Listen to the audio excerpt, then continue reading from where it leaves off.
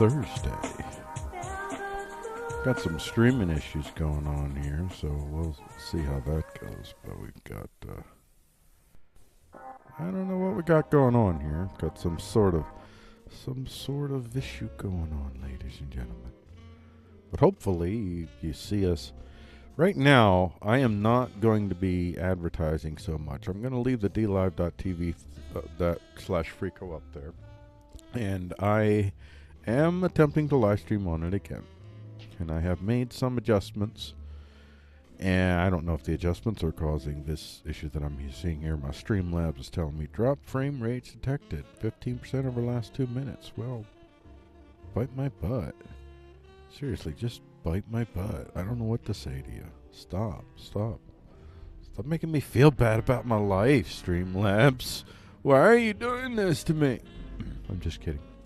Anyway, so let's, oops. Oh, I almost forgot this. To pause the Metropolazzis. So I don't want to do that.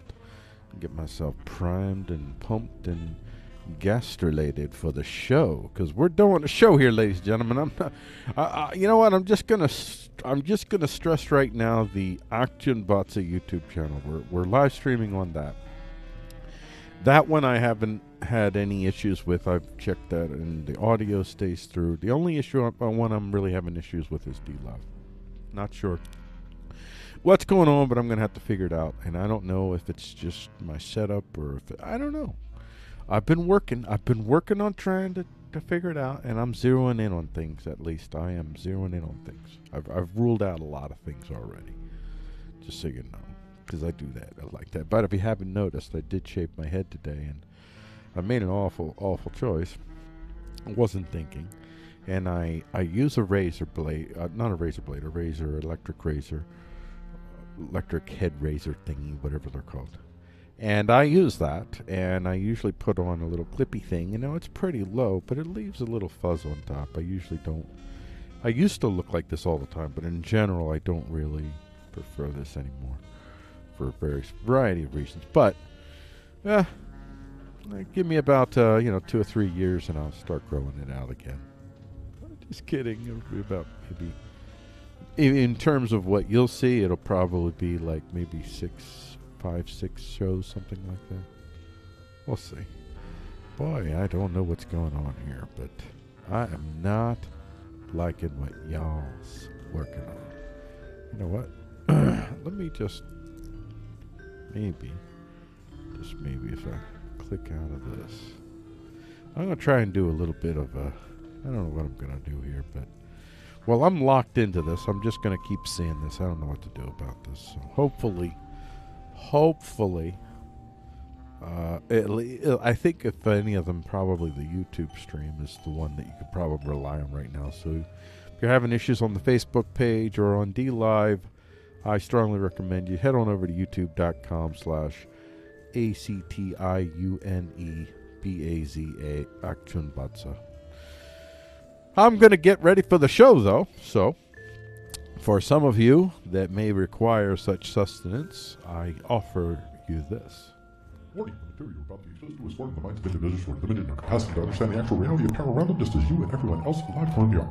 What you're about to hear are opinions, suppositions, like gospel or scientific truths, not infallible certainties. Brace yourself for incoming opinions that could confirm or deny your preferential view of the reality of power. Brace yourself for fallible material, fallible opinions, and values reflected, but nonetheless variably firmly held. We do not apologize to anyone we offend. We do not apologize for daring to express our views and impressions of what we believe is and what we hope to see. We will keep talking so long as we are able.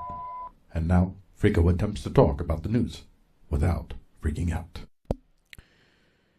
That's the plan, ladies and gentlemen. That's the plan. That's always the plan. That is what I hope to do. That is what I hope to deliver to you, ladies and gentlemen. On this show today, this is, well, you're going to hear the future of power is small, micro even. Edging towards anonymous value exchange with Litecoin. Coronavilles might make antivirals of survivors. Deviation forthcoming. Elon's transmission to Ash A12. That's how you pronounce that, I heard from Elon. Well, I'll be playing a part of that later. Gov mortgage board members reap millions during Coronaville downturn. The educating myth of public government schools. The one of using of us. And where did all of this wonder and awe come from, ladies and gentlemen? Well, all of it starts right here at Frico.com. Frico.com. Not freaking out about the news for you, the people. I go to Newsalite.com, where I gather the glitz, the odd, the under-the-radar, the hard-to-believe news at a glance links, and I send 10 of them back on over to Frico.com for consideration for this show. Then I go on over to Obamacare.tv, where I gather links for free market social engineering for the masses. I pick 10 of these, and I hustle on them over to Frico.com for your consideration, my consideration for your consideration. It works that way. And Obama, and then we finally get the PioneeringNews.com, tech, science, underground news links. Then I gather, and I like this one so much, I send 12 of those stories on over to Frico.com, and from those, I swimble and swabble, and I produce what is basically your news song of the day, is how I like to think of it. And this song title today is Micro-Aggressing Your Way to Utopia. And this is for Thursday, May 7th, 2020. I am Frico, Frico.com. Let's get ready for our first segment. But before we do, I want to remind you to get your Frico Talks Daily delivered to your email at Frico.com/daily. Head on over to Frico.com/daily. Act like your life depends on it, because it doesn't. does it? All right, let's get set for the first hibbledy-wibblies here. We're going to get on over to the talk headlines here. And yeah, before I begin, I think I realize what's going on. I believe that right now within our household that there are individuals who are partaking of the same vine that I am partaking of within my very household. My wife, she's working from home today, and she's on a conference call, well, a video conference call. It's very, very important, big meeting kind of stuff, egghead meeting kind of stuff, I don't know. And then there's my daughter, and I believe that she might be Zooming right now with a number of her friends currently on the same. So that might be, I don't know, maybe. At any rate, I'll track this down, ladies and gentlemen. Maybe not during this show. So if you're watching any of the live streams and you happen to catch little glitches, I don't know what your experience, but if you are, I apologize. I don't know. I'm just going to keep running the show and recording my segments and hoping that most of you don't really experience that much of an alteration in the high quality contentage for which I am, of course, known for by at least me. So there's that, and that's proof in and of itself. All right, let's record this first thing. And we're going to start in 3, 2, 1. These are the talk headlines for Frico Talks the News on Thursday, May 7th, 2020. I am Frico with Frico.com, and our top headline is, "The future of power is small. Micro, even."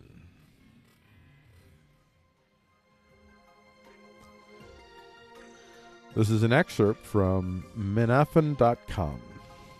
Microgrids could create a $2.1 billion market opportunity by 2025. Microgrids are being adopted quickly throughout North America. In fact, the continent is now the top microgrid market thanks to the installation of commercial and industrial microgrids, according to Guidehouse Insights, as noted by Microgrid Knowledge.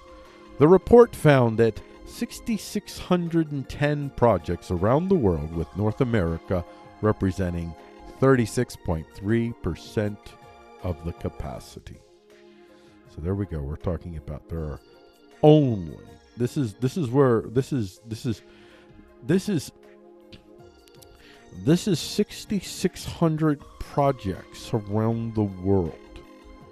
You could easily have 6,600 microgrids, say, in almost any given, say, 6 to 8 county range area in Pennsylvania. You could have 6,100 of these within a range of those, and in some instances maybe only 2 or 3 or 4. You could see those types of numbers. These microgrids are capable of being everywhere. What you will end up with is a network, the large scale power networks that we have now, that are fundamentally charged as backups for everything else, and also is the primary power source for all of the power that is needed for whatever governance structures are in place there. And then you'll have lower scales of power grids, if you will, that serve other shared things. And then every individual home will have its own capacity as well, but even their neighborhood will be offering levels. Like it's going to be it's not an all or nothing. There is room for large scale structures and systems, but not as the primary source of anything anymore. The best things that they could be for the small scale folks is backups, and they would provide some form of large scale efficiency for systems that actually are. If you're a system that has to consider the whole of a city, or the whole, whatever significant geographical space, there's going to have to be some form of large-scale type structures that are built to have the whole heuristic, if you will, look on the well, not holistic, really is what I meant. I'm sorry, holistic look, where you're able to see all. There is still places and necessities for these types of structures, but the microgrids, these could very well be the first step for many communities to gain a level of self-direction as far as their fundamental need of power is concerned. If they had so much more literal power to create right where they are, rather than being dependent on systems which are going to create all types of artificial scarcities and very rigid hierarchies with significant differences in qualities of life in those hierarchies, yeah, you're for microgrids if you don't want those types of hierarchies to continue. This should appeal. This should appeal to my friends who would identify on the left. What should appeal to my friends that identify on the right is this type of system means you can have your little world and your universe as long as you have your own power, literally in this case, your own microgrid. So everybody, no matter who you are, if you're poor and you don't have the power, literally, you want microgrids.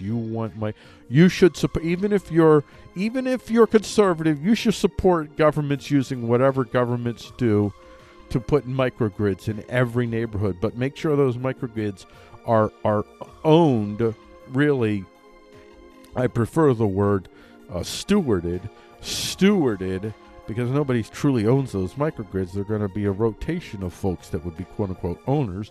The people that live there, the people that manage it, the people that work it, the people that demonstrate competencies, however methodologies you have to develop your ways that your community in a as consensual a governing manner as possible deals with how those microgrids are built, who does what, if it's what methodology does the community choose to try to make sure the microgrid is being taken care of, whatever expenses there are. However, there's so many ways that communities can decide to deal with that. You don't need one corporation that creates this MIC power, and it's a MIC way, and we all know the MIC way, and we all just accept that this has to be this way. This is the way it is, and we'll end up paying far more and getting far less, and having to work really, really crappy jobs to maintain these large-scale systems once again,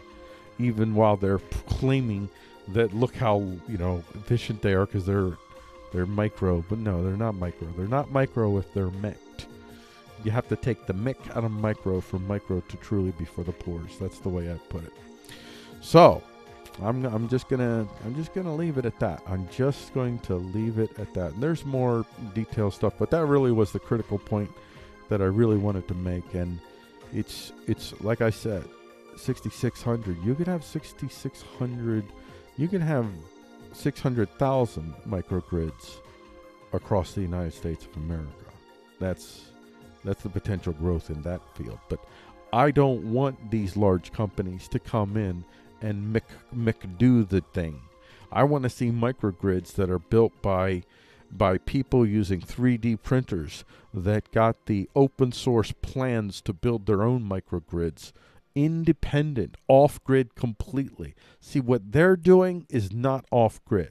If it's a large billionaire corporation that's trying to create product for it, that's not off-grid. Off-grid is the product doesn't come from one of these corporations. That's the ultimate off-gridding that we're pushing for here, at least on this show. And certainly, I'll just say that a lot of the conclusions that I've come to are recent, especially some. I mean, I've had some general sense of this, but my sense of urgency about the place has been dramatically accelerated in the times of Coronaville, and I think that Coronaville has accelerated at least by 5 to 7 years where I thought we would be.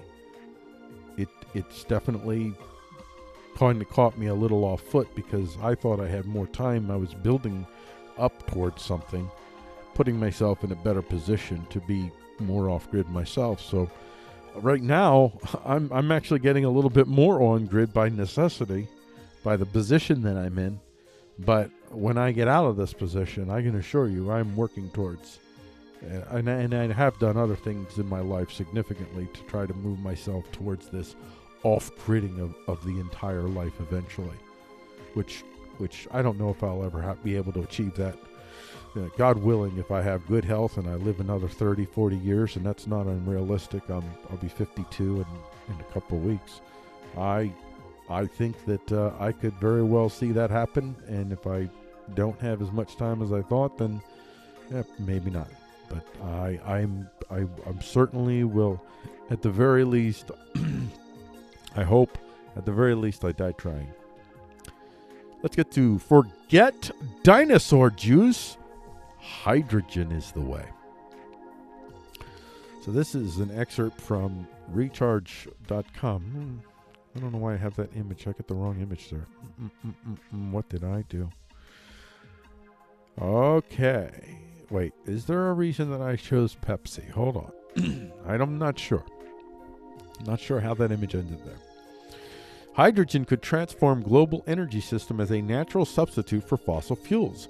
Hydrogen could transform the global energy system leveraged as a more natural substitute for fossil fuels than renewable in the hard to decarbonize transportation and heavy industry sectors. Decarbonize, okay. According to a new study from Rice University Baker Institute for Public Policy in the U.S.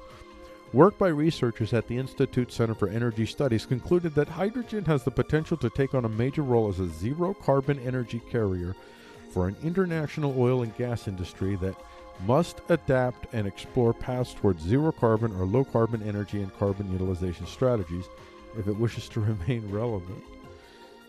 And here, you know why this is if it wishes to remain relevant? This is about the quote unquote social pressure, social activism, corporate social activism, is what this really means. Is we will shame you, we will, and when we say we will shame you, we will shun you, we will. That's not really. It's corporate assassination is what it is. We will literally murder your business, and we can do it because we have the power. You are not independent of the grid. So therefore, we know that when we cut you off from the juicies that we have access to, you're going to die. That's what that is. This is highlighting very clearly. Now, don't get me wrong.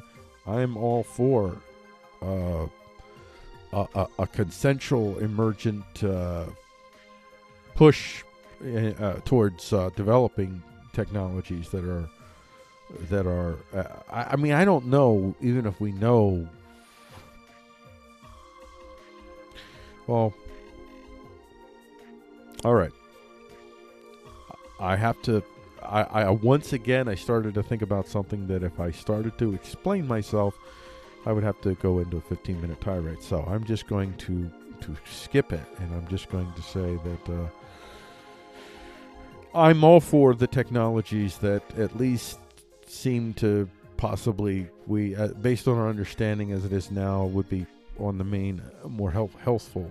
If we could get the same type of power, even if we have to pay a little bit more, if it's to the price where the price is so high that it fundamentally destroys human action, then I'm not for it. So to the degree that this new technology, or not really a new technology, if new developments that could make hydrogen far more efficient right now than it is would come along and do that, then great. I'm 100% for it. And in general, I like what you call clean tech. Now, I think that we're going to find out that some of the things we said were clean tech. What we might not realize is we're just now beginning to learn about what the universe looks like. If you watch the show long enough, and if you haven't, you should go back and watch past episodes. All the science and stuff we cover.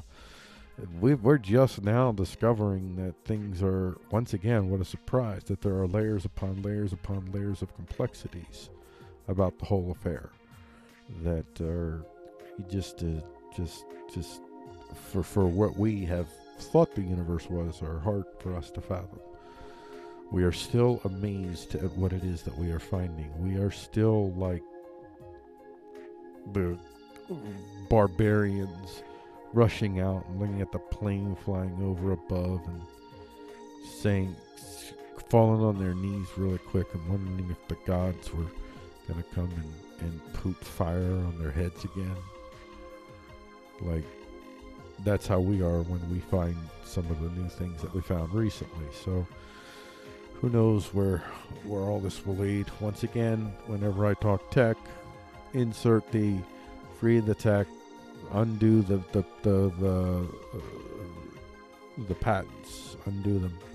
Don't steal people's identities, and don't steal people's identities. And there could be, to some degree, I think there's some competitive window you might negotiate. It wouldn't be more than a year. It wouldn't be more than a year. It would probably most likely be 6 months. You get 6 months. So nobody can do anything with your hot development until you produce. You have 6 months to produce, and then once you produce, you have 6 months to run.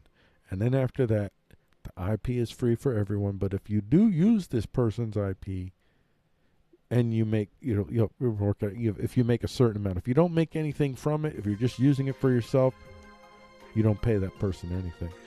If you make any money off it, then yes, you would pay that person a certain amount. If you make a certain amount, if you're making $100 or whatever the cap is, if it's ridiculously low, you don't pay that person anything. That person should be lucky you're promoting them. Really, it's like free advertising to them. So y'all just shut up. But if you're making tons of money, then y'all can work that out. And no, for me, I don't need any of that. I don't want any of that. I'm just thinking about within the parameters of what maybe my fellow listeners and watchers would maybe find some common ground in that, with me at least, where my solution is you kill all the IPs. The only IPs that are really important are identity. You don't steal people's identity. You don't take credit for things that you didn't do. You make sure that you cite the source. Unless you're doing little clip-ups and like mash-ups, whatever. I'm talking about especially if you're going to take their whole piece and use it. You have to make sure everyone knows where the original came from. That much I think is important. That's about identity, and I think identity is pretty fundamental to who we are. So I think that's pretty important. You got to hold on to your identity. But outside of that, I wouldn't need any of these things. But I think that this would be probably as soft a spot as I could imagine that people might want to would at least consider that this level of minimalizing at the very least how patents, IPs, and whatnots are applied, and make at least giving us significantly more opportunities to freely express and mangle and experiment and mutually prosper from the same ideas. That's why if someone makes tons of money off of my stuff and I only make a little, I'll probably think, well, without that person, I probably wouldn't make the little even. So I'd be like, all right, I'd be happy with that. Here's our last headline here. Everything Corp Pepsi expands empire with... hold on. I got to read that right. Hold on. Oh, I got to highlight this. All right, there we go. That's how it should be. You know what? This is worth it. I know this is just has to. Here we go. Here, hold on. This will stress the point. And you know what? It's in red. And I'm going to leave it in red. Hold on. Trust me. Now y'all know, if you're watching the show, you know Everything Corp is that's a thing. That's what we're all moving towards. Just Everything Corp. Just Everything Corp. Alrighty, Everything Corp Pepsi. There you go. There you go. That's pretty big and obnoxious. Ooh, wait. Did I not? Wait. Oh, there we go. Ha. You know what? I'm going to shrink you. You don't need to be that big. You don't. I think that was for something. That last one was for something cool. And this isn't anything really cool. This is Everything Corp Pepsi. It's not really where it's at. It's pretty indecent, actually, if you think about it. Pretty vulgar. But anyway. Everything Corp Pepsi expands empire with Rockstar purchase. Yay! Let's further. Yes. There we. Yes. Don't say it. Don't cliche yourself there, son.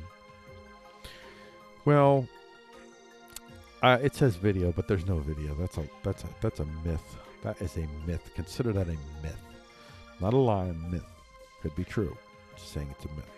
PepsiCo buys Rockstar Energy for $3.9 billion. PepsiCo added more prep to its portfolio. The beverage maker is buying Rockstar Energy for $3.9 billion. You know what? I don't really think that we all should be drinking the same soda. By the way, I'm not for any laws. I'm not for anti-monopoly whatever laws. I'm just against laws that protect monopolies when people are sick of them. So that's what I'm for. I'm for the government not protecting the monopolies, but I'm not for laws preventing monopolies from happening.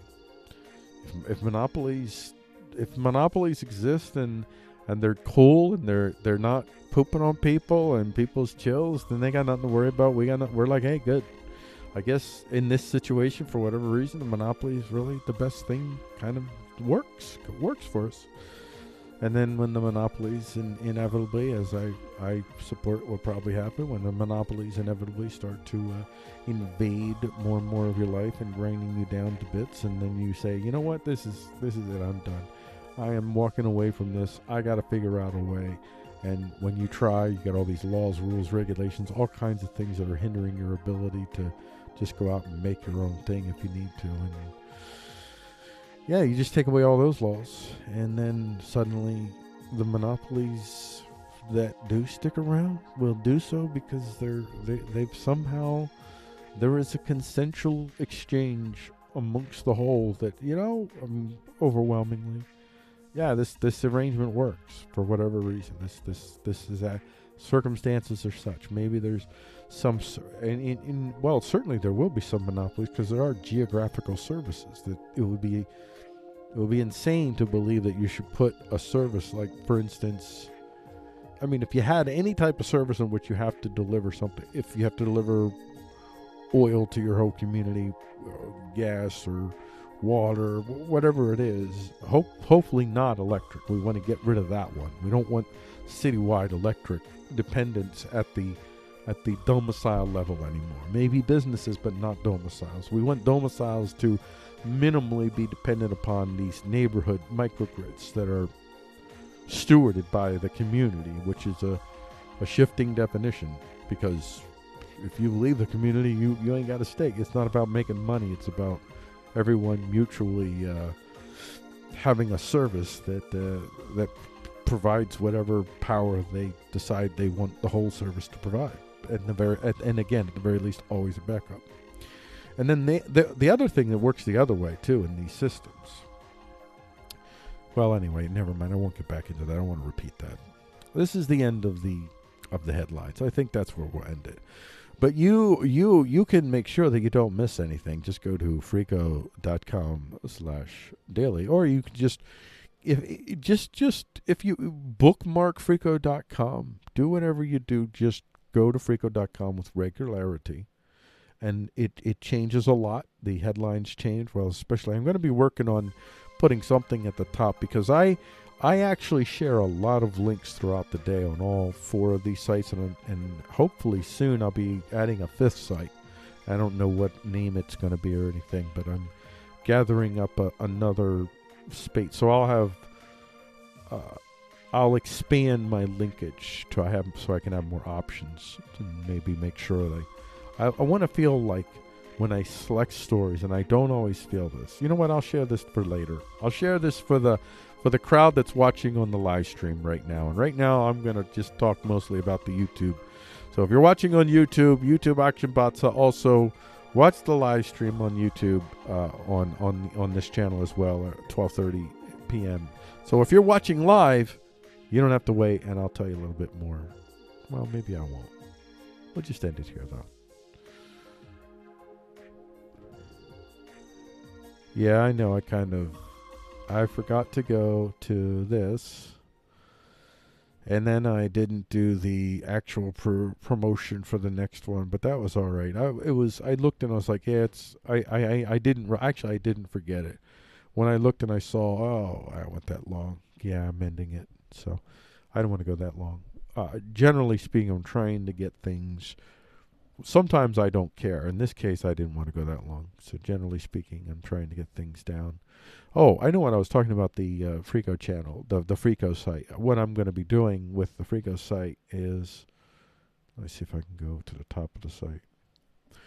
So up in the top here right now, I have this, and what I might end up doing is there's going to be something that's here. Oh, wait, I'm not showing it. Let me show it. This is the one that I don't, okay, here we go. All right, I'm on the features thing, so I'm a little bit, I'm on to the next segment, so that's good. All right, so up on the top here, I don't know, you can't see me. Oh, it doesn't show my cursor. So right where it says FQTN replay YouTube action batsa, right above that, I'm going to be having something here and some display of some sort. I'm not sure, but it will be refreshed throughout the day. And almost all of the links that come up will go to all types of different news sites. And these would be the links that I've highly filtered so that I make sure that you don't go to a dead link. Now, one thing that I'm getting better at screening, and I haven't gotten it, I'm still missing a couple, is some of these sites, when you go to them that have the paywalls, trying to exclude those links for the main, unless it's really, really important, and if they have a paywall, but they at least show a little bit, enough for you to at least get a gist.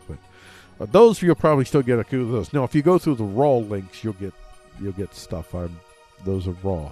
They're just raw. This is like, these are the ones that came through that I just said nope. And some of them should have probably been deleted. I missed a couple of them, but on the main, I delete all the really, really stupid ones. So that's what I do. All right, let's record the next segment here. Let's go back to this part though. There we go. All right, let's go. Let's go over here. Get our talk feature lined up. All right, and we're going to be recording in 3, 2, 1.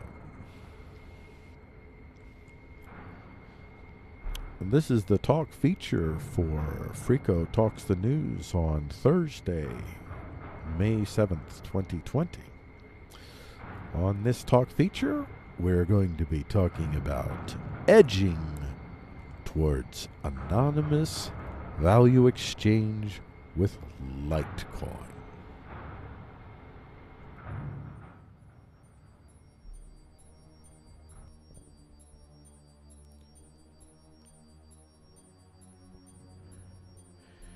We are getting another step closer towards what might be the ultimate challenge for people who wish to keep human beings dependent on large-scale systems that make it much easier to control the masses through.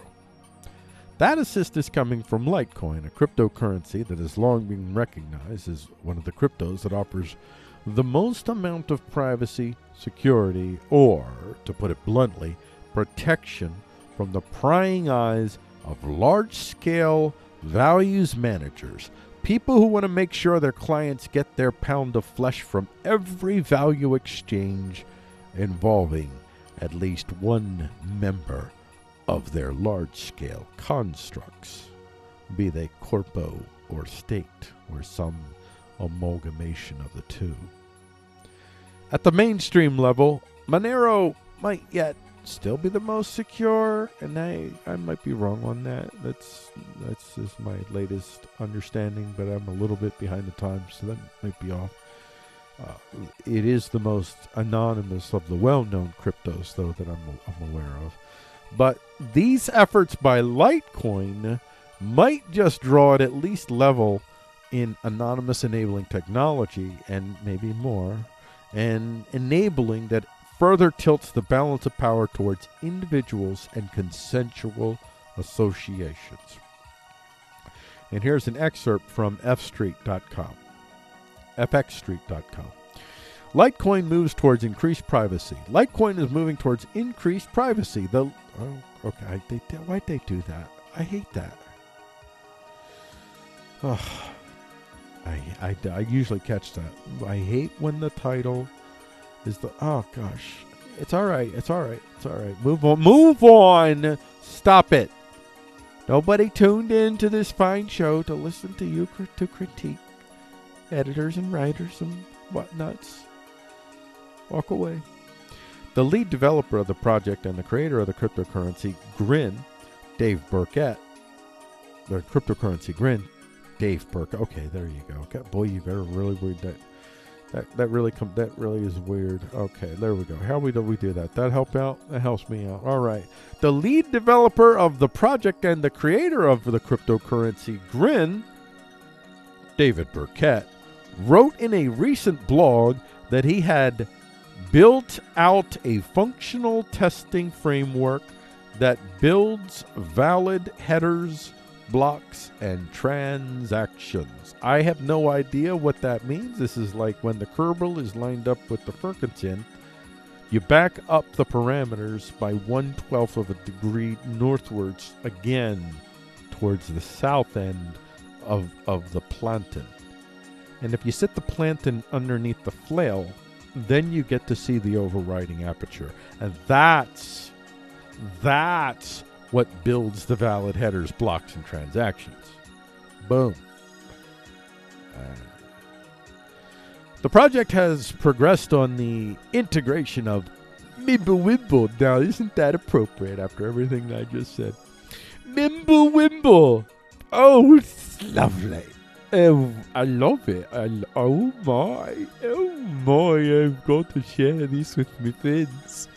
This is quite lovely. It is quite lovely. Hold on there. Hold on there, dear. Hold on there a moment. We've got this thing. We've got to get something. Oh, that's a lovely colour.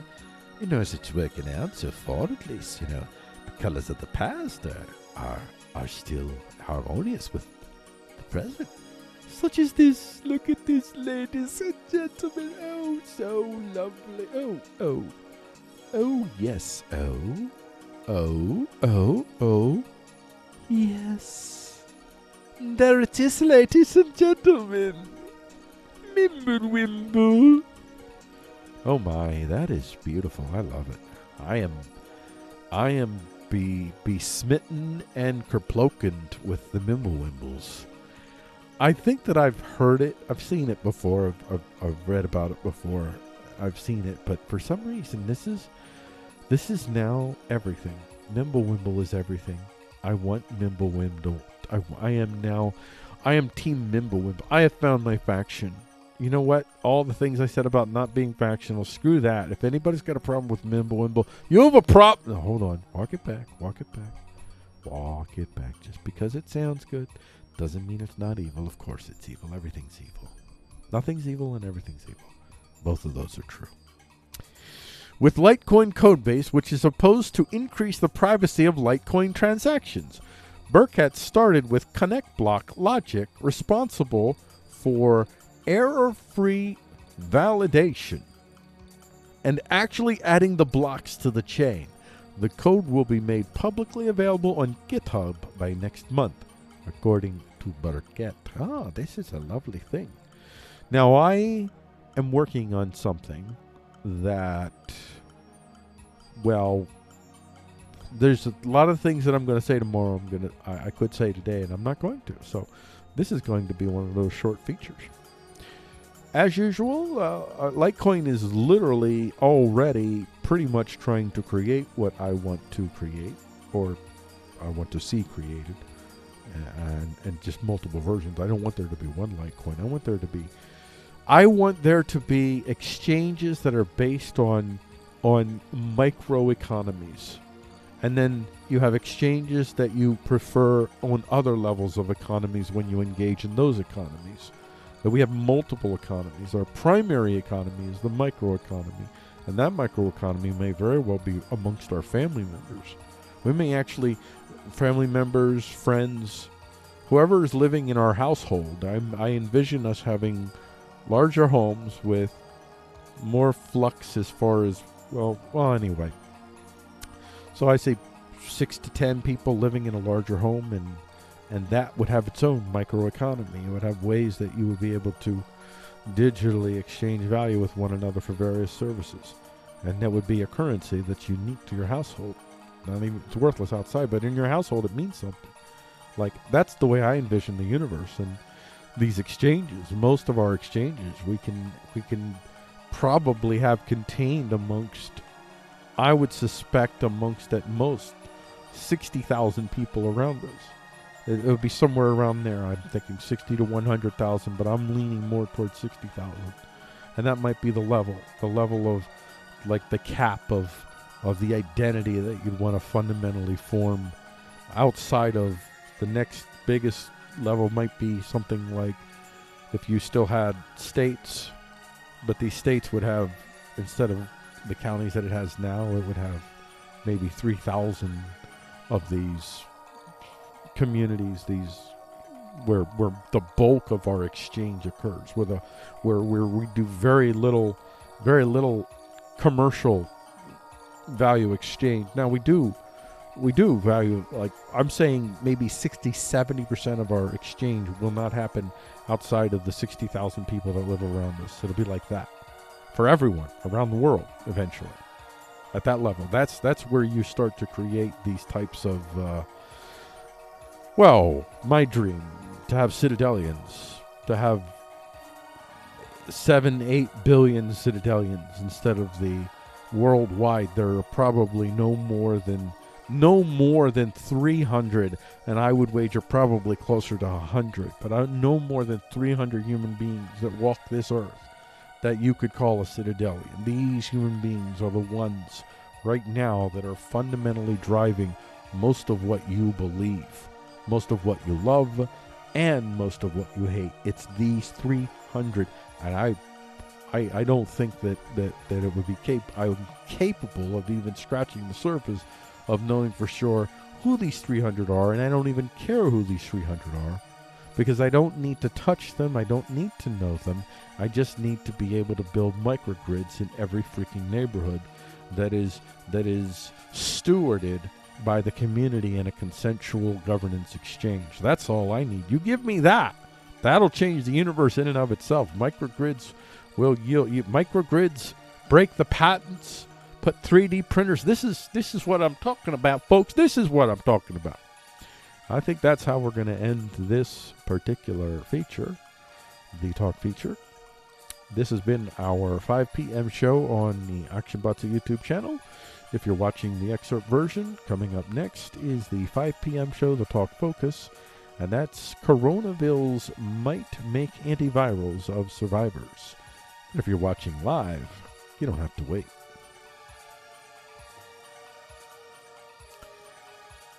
Oh, I didn't switch it over. I forgot to do that again. I forgot to switch it over, man. Yeah, all right. Dude. The heck? Oh, that's right. All right, here we go. Oh, there for a second I thought I did. Never mind. I thought something was from yesterday or the day tomorrow. It's weird. Some days, there are days when I have done, like today, that I have, well, no, not today, yesterday, I had done various work towards various shows the day of, the day yesterday, and then today. I did some stuff for Friday's show, yes. So at one point I was juggling in my head what I was doing and what dates for what. So I am still haven't figured out how to get a system that really, well, I'll work on that.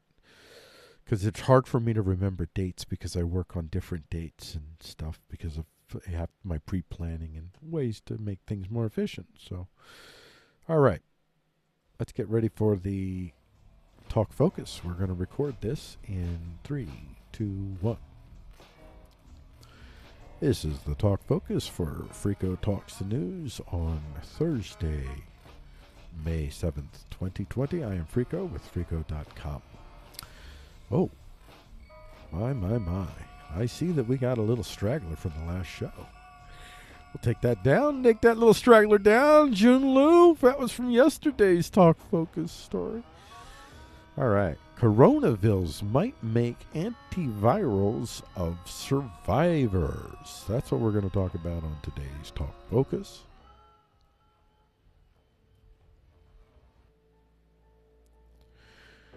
While we are still largely unsure about the potency of the type of immunity that might be built up in Coronaville survivors, we now know there are at least some degrees of immunity being built up by these survivors, including antibody buildup that might accelerate the development of a vaccine for the general public.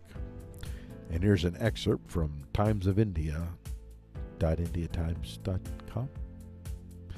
That's a lot of dots and times. Recently recovered Coronaville patients produce viral-specific antibodies.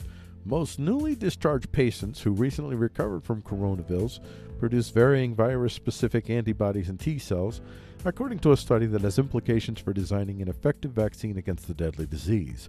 14 patients examined in the study, published in the journal Immunity, showed wide-ranging immune responses. However, the results from 6 of them that were assessed at 2 weeks after discharge suggest that antibodies were maintained for at least that long. The study also indicates which parts of the virus are most effective at triggering these immune responses and should therefore be targeted by potential vaccines. So there you go. I'm not going to read anything more about that.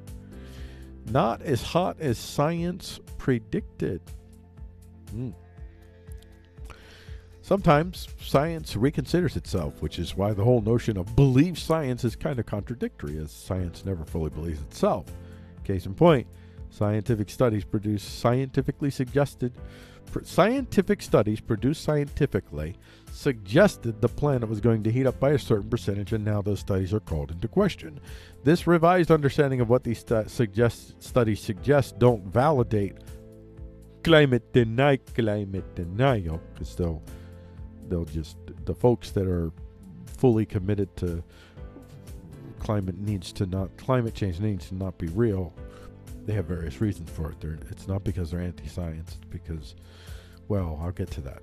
I'll just say that. These studies don't validate climate denial. They don't tell you, because they think it's going to be less hotter, that means that they don't think it's going to be hotter. So that's a key point to this. But okay, let's just go on for now.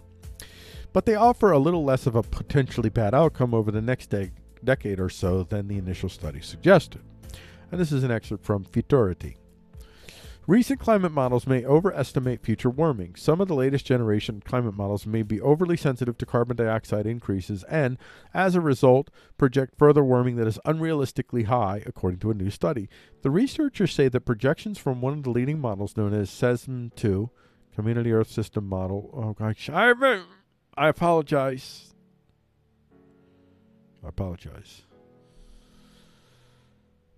I'm going to go with Community Earth System. I'm just going to go with Community Earth. It's going to be called Community Earth, okay? That's what we're going with. We're not doing all this. We're not entertaining this. Even if it's good for SEO, I don't care. I'm about the user's experience. You, the user, not Google or YouTube or I don't care. The researchers say that projections from one of the leading models, known as Community Earth, are not supported by geological evidence from a previous warming period roughly 50 million years ago. The researchers used Community Earth to simulate temperatures during the early Eocene, the time when rainforests thrived in the tropics of the New World, according to fossil evidence. But the Community Earth projected early Eocene land temperatures exceeding 55 degrees Celsius in the tropics, which is much higher than... okay, I'm not doing this. Okay, so I'm not going to read the detail, but basically their models don't match. So then you get this quote. Their models using their models to predict what would have been, their models don't match the geological evidence. So this is where they're noticing a problem. So this is the way that this is how you check your work, basically. So you have some form of control condition, I guess, in terms of the geological evidence that shows temperatures that you could test your model with. So there. Some of the newest models used to make future predictions may be too sensitive to increase in atmospheric carbon dioxide and thus predict too much warming, says co-author Chris Poulsen, a professor in the Earth and Environmental Sciences Department at the University of Michigan. The researchers say their studies show how geological evidence can be used to benchmark climate models and predictions of future warming. So the other thing about this for the folks that are... Okay, and let me get to this. I mean, if I forget this other point I was going to make, so be it. This is I want to make sure I get to.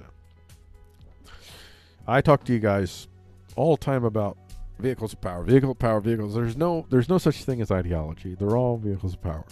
I don't want to say that I'm absolutely right about anything that I say, so remember that, because I will be making some absolute statements in general. Just remember, I am fundamentally opposed to absolute assumptions. That's right. Not completely, though. I am not completely opposed to absolute assumptions. That would be ridiculous.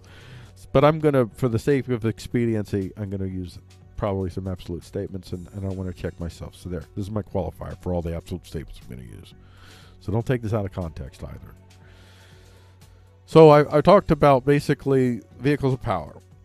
That there's no ideology that isn't really just a vehicle of power. The vehicle of power always serves two entities. It serves the individual and the aggregate.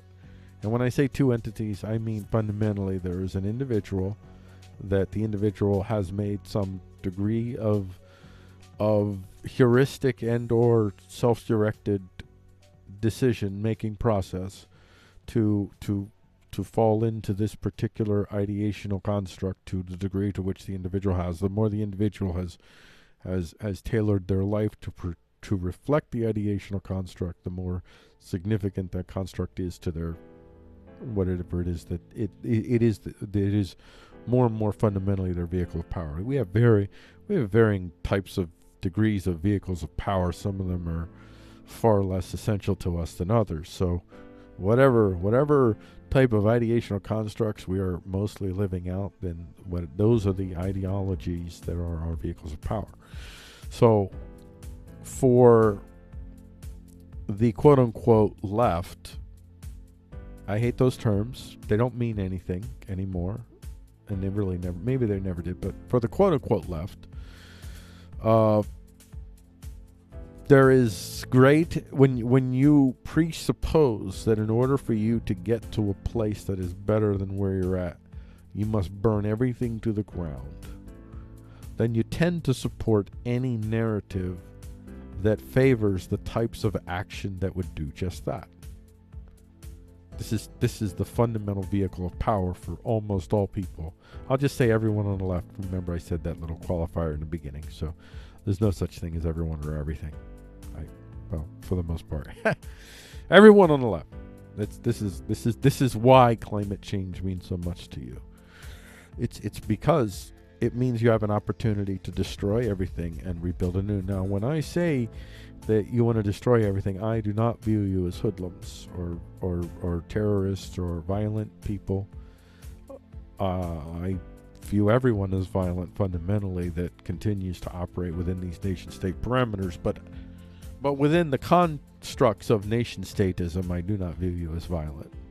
I view you as just a natural.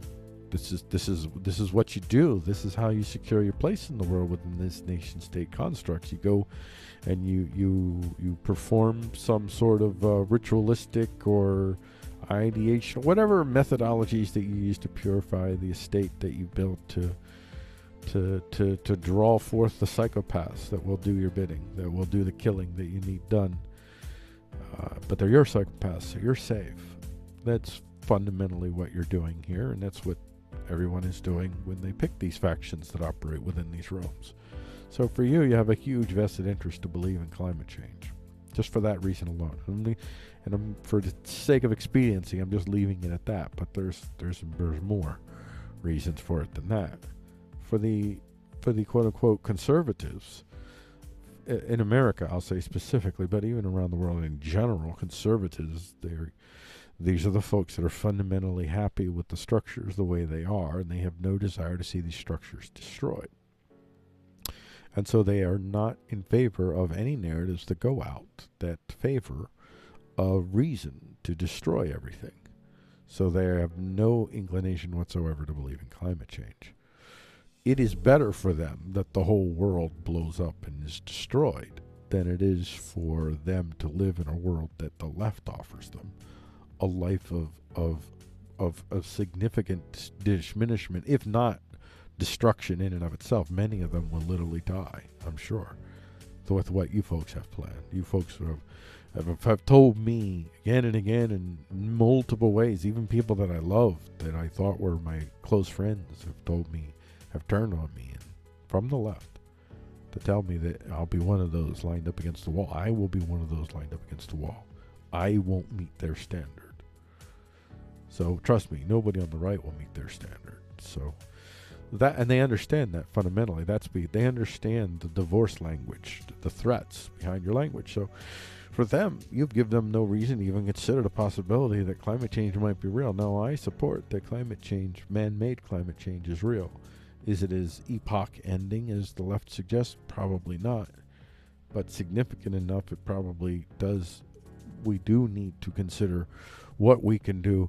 I don't know that we can do anything really to change it. I don't want to try to mess with the world's atmospheres and fixing. I think we should just, if this is what we're going to live with, then we should be building right now again, and rebuilding and getting people out of the coasts right now, transforming the way that we live. I'm all for that.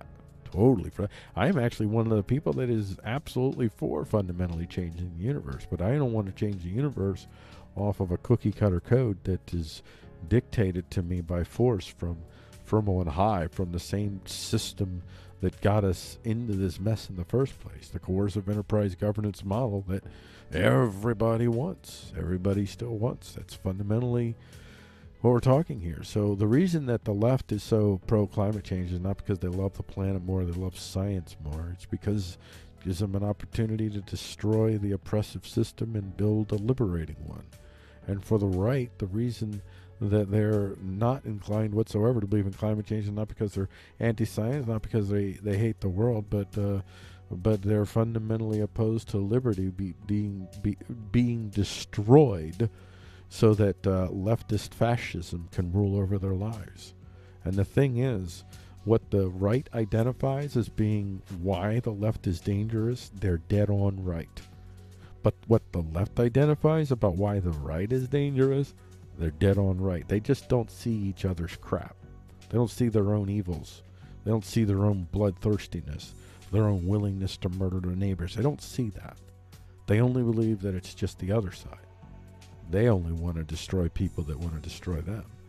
And in the end, I can guarantee you 90% of the people that have lopped on to the vehicle of power called the quote-unquote left, they have far more in common with 90% of the people that have lopped on with this identity of the right. That the 90% of the 90%, we are the poors, and there's a better way.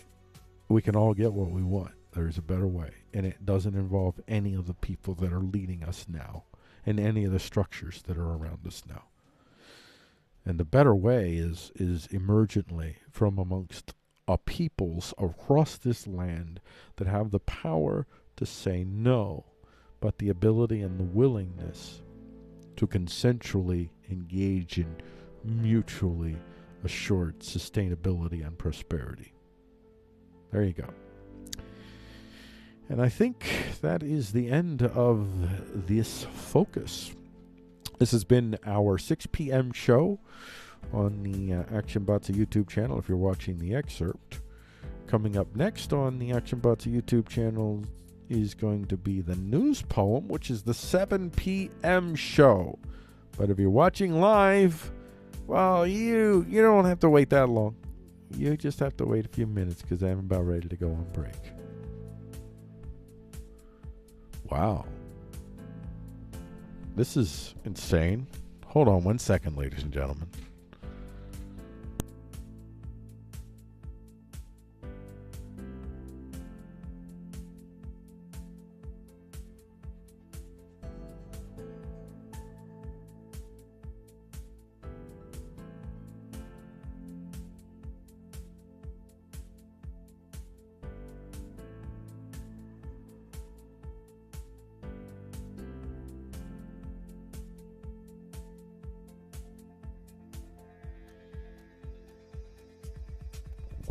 Well, that was unfortunate. See, that was This is when you're using a wireless headset thing. I don't really actually prefer to use wireless headsets when I'm doing the show for a variety of reasons, but yeah, I have to for a variety of reasons. My other headset is out of commission right now. So, yeah, my phone was, I forgot this thing was also, it's connected, or not wireless, Bluetooth, I'm sorry. It's connected to my computer, and it's also, I didn't realize it was still connected to my phone, and that was probably a spam or telemarketer call. That's cool. I mean, the phone ringer is turned off, but not in my head. The phone ringer in my head was not turned off. So I apologize for that. I will think about the defenestrations and the manifestations that are surely to follow. But for now, I'm going to change gears.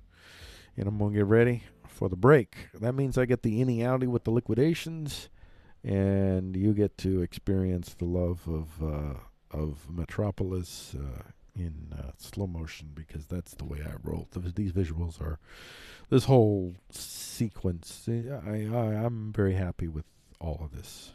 You just listen, just enjoy the break. That's what you should look at this. Enjoy the break. I'll be back after a few.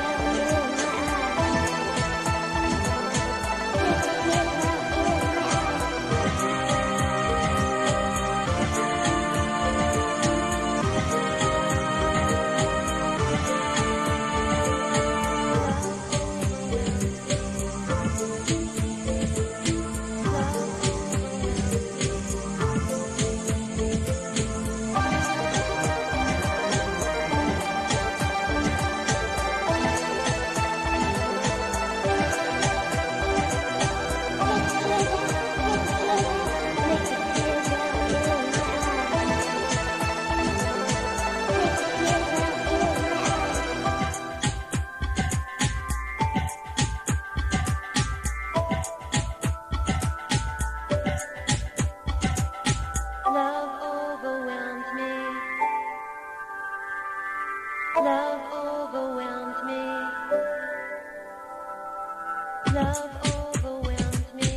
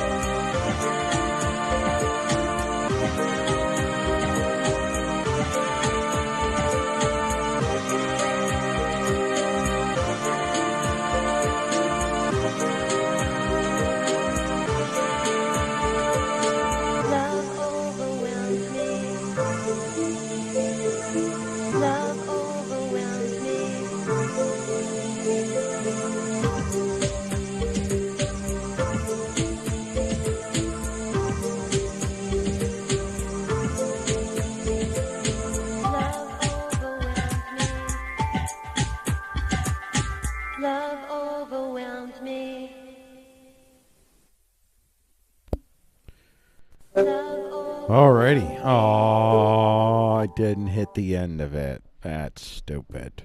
Stupid. Stupid. Hold on. I don't want to have that whole yes, Maria there. Hold on. Let's fix this. Oh, there you go. I think he went. It's where is Maria? Where is Maria? All right. Let's get back to the show. All right. Welcome back to Frico Talks the News. I am your host, Frico, with Frico.com. Let's just get right back to the show, ladies and gentlemen. And that means for all of you out there that may find anything that I say may challenge perceptively and or realistically and or whatever's in some sort of existential manner touches the heart of your sense of factional well-being. I apologize. I don't apologize for anything I've said. I just apologize that we live in a world in which it's difficult for us to avoid feeling that way when people say stuff about our factions. And I myself, I got no patience. So I feel you. I feel you. Because I feel it when people say stuff that does that to me as well. So here you go. Warning, the material you're about to be exposed to is foreign to the minds of individuals who are limited in their capacity to understand the actual reality of power around them, just as you and everyone else alive currently are. What you're about to hear are opinions, suppositions, like gospel or scientific truths, not infallible certainties. Brace yourself for incoming opinions that could confirm or deny your preferential view of the reality of power. Brace yourself for fallible material, fallible opinions, and values reflected, but nonetheless variably firmly held. We do not apologize to anyone. We do not apologize for daring to express our views and impressions of what we believe is and what we hope to see. We will keep talking so long as we are able. And now, Frico attempts to talk about the news without freaking out. Ladies and gentlemen, this is the most important thing. Well, I forgot to say it. Hold on. I have to acknowledge that is the plan. And I should acknowledge that because I actually have to point out. I apologize. This is a failure on my part to recognize a need. Now, the need may be entirely perceived by myself, but it is a need nonetheless. So I can nonetheless apologize in an accurate manner, in a way that most people would grant me is not duplicitous or deceptive in any manner whatsoever. It lacks coercive nature. Let's just say the claim in and of itself. So, ladies and gentlemen, it has been 0 shows since I last freaked out. That's right. If you were at the show yesterday, you'll know. It was the feature. I believe it was the feature. I'm pretty sure it was the feature that did me in. I didn't see it coming. I thought today's feature was going to be the challenge, but today's feature still might be the challenge. Well, actually, I got through the feature. No, it's today's dialectical. That's right. That's right. It's the last segment of the show. It's the challenge. But earlier today, I felt like a big old poop noodle. I had one of those pots of salts. Now this time I had drunk some coffee, but not that much. So, and it was, well, fortunately, it only lasted about 2 hours. It started about 8 a.m. So by about 10 a.m., I'm still in that kind of POTS adrenal kind of weird flush. But if this show had been an hour earlier, it would have been kind of like yesterday's show. Yeah, yesterday's show. No. Yeah, yesterday's show. Yesterday's show was yesterday's show was a good health day. That's right. Yesterday, it was the day before that I had a really difficult time doing the show, but I did manage to do it. Today, it's not nearly as challenging, fortunately, but it was. I thought it was going to be, oh no, not one of those, and then that would have made it really challenging for a number of reasons for me to be able to move that 0 to a 1, and I'm really hoping, because if I don't have a 0, I'm going to have to put another line, and it'll say 0 shows since last freak out, and then below it'll say 2 shows since last non-freak out, and I don't want to put that, and I think that I won't have to. I don't want to ever have to put that line down. I don't ever want to repeat. That's what I'm saying, ladies. Fist pump. Fist pump. I know I got a lot of lady listeners, so fist pump. Yeah. I have no listeners. I just made that up. All right. let's get to the news poem. And before we get to the news poem, though, I want to take basically it's going to be a word from our sponsor. That's what we're going to go to right now, and we are going to well, we're going to do a little hippity hoppity super droppity on this front. So we're going to see how this works. Let's see how this works. I'm going to be recording. I'm going to get to the news poem. All right. You know what? I think I'm going to start here. No, we're going to start here, though. Yes, okay. Let's see if I do this right. Oh, I hope this works. All right. And 3, 2, 1. Welcome, ladies and gentlemen, to the news poem segment. On today's news poem segment for Frico Talks the News on Thursday, May 7th, 2020, we will be visiting Muskville. Deviation forthcoming. Elon's transmission to X Ash A12. Now, ladies and gentlemen, the most important story that I pick for me is the news poem. And I get the news poem from Frigo.com, where I choose the story that I write the news poem for. But that comes after I select 10 stories from newslight.tv.com. The glitz, the odd, the under the radar, the hard to believe news at a glance. And Obamacare.tv, free market social engineering for the masses. And finally, pioneeringnews.com, tech science underground news links. All sites run and aggregated by me. I send 10 links from Obamacare, 10 links from Newslight to Frico.com, and I send 12 links from pioneeringnews.com. And those links are most fundamentally about finding this story. Deviation forthcoming. Elon's transmission to X Ash 812. And I have a little surprise for you, ladies and gentlemen, before we get into this. I'm just going to play this little part to get our story going here.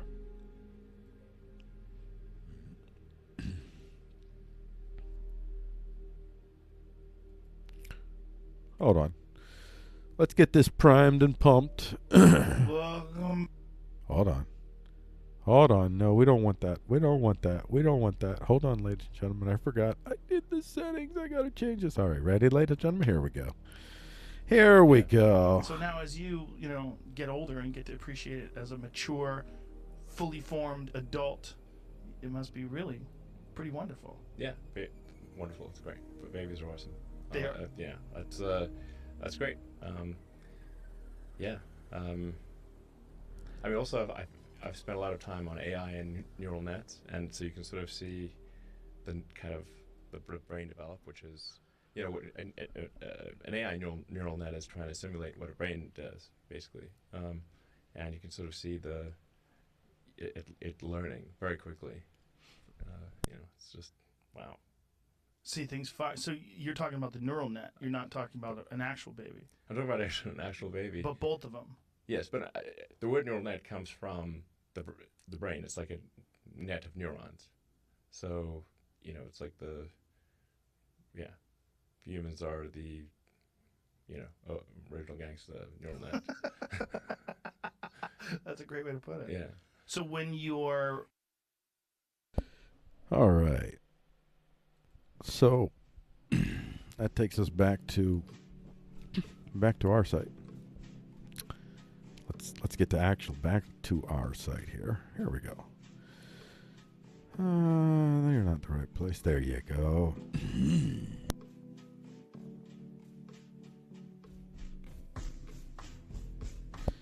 Yeah. I definitely went bold with the image here today, and I don't apologize, ladies and gentlemen. That is the artistic choice that Frico made for this particular part of this news song. Deviation forthcoming. Elon's transmission to X Ash A12. Elon Musk is living the epic life across many fronts, including being the father of mega AI digital goddess Grimes' child. More to follow below on that front. He's been using his Twitters to ripple the universe to multiple implausibles that have left the media and their horde armies of Twitteron. That's Twitter combined with moron. It's the best I've got. I think Twitteron is pretty good. Come on, ladies out there. I'm really hoping to build a female audience because I heard women spend more money. So that's what I heard. So that's what I'm arching to make this female anarchists, scientists, doctors, and also male. I also found that males spend money too, so I'm going to target them and theys. I'm going to target all three of these. So that's my plan. All right, theys. Thank you for watching. The Mega got extra meta when Musk switched his Twitter gear to a video game called Deus Ex, which highlights a fake plague called the Grey Death that was used to engineer a new culture of police stateries. This seems so preposterous, though, given current year, that Musk quickly changed out of his thug clothes of Deus Ex and proceeded to produce photos of the Grimes Musk child with tattoos on the child's face. Nice! Of course it was fake, of course. All right. Now, I want you to stay tuned because after the poem, I have the receipts. News first, poem follows. And here's an excerpt from truththeory.com. Elon Musk's Twitter avatar is from a video game where global pandemic is orchestrated to control the population by a super society. Love that. That is... Hold on, ladies and gentlemen. Now, I'm not going to leave this up for the news poem because I ain't riding like that. But well, the poem part of the news poem. But during this part, this has got to make an entrance into the show. This does need its own type of hyperbolized manifestation, I would say. So we're going to do that, and we're going to just see what we got going on here. We got some issues. I didn't realize that we were so big and large. I do not suffer from text envy, by the way, just so everybody else out there, especially you gentlemen out there that have been DMing me some really inappropriate stuff.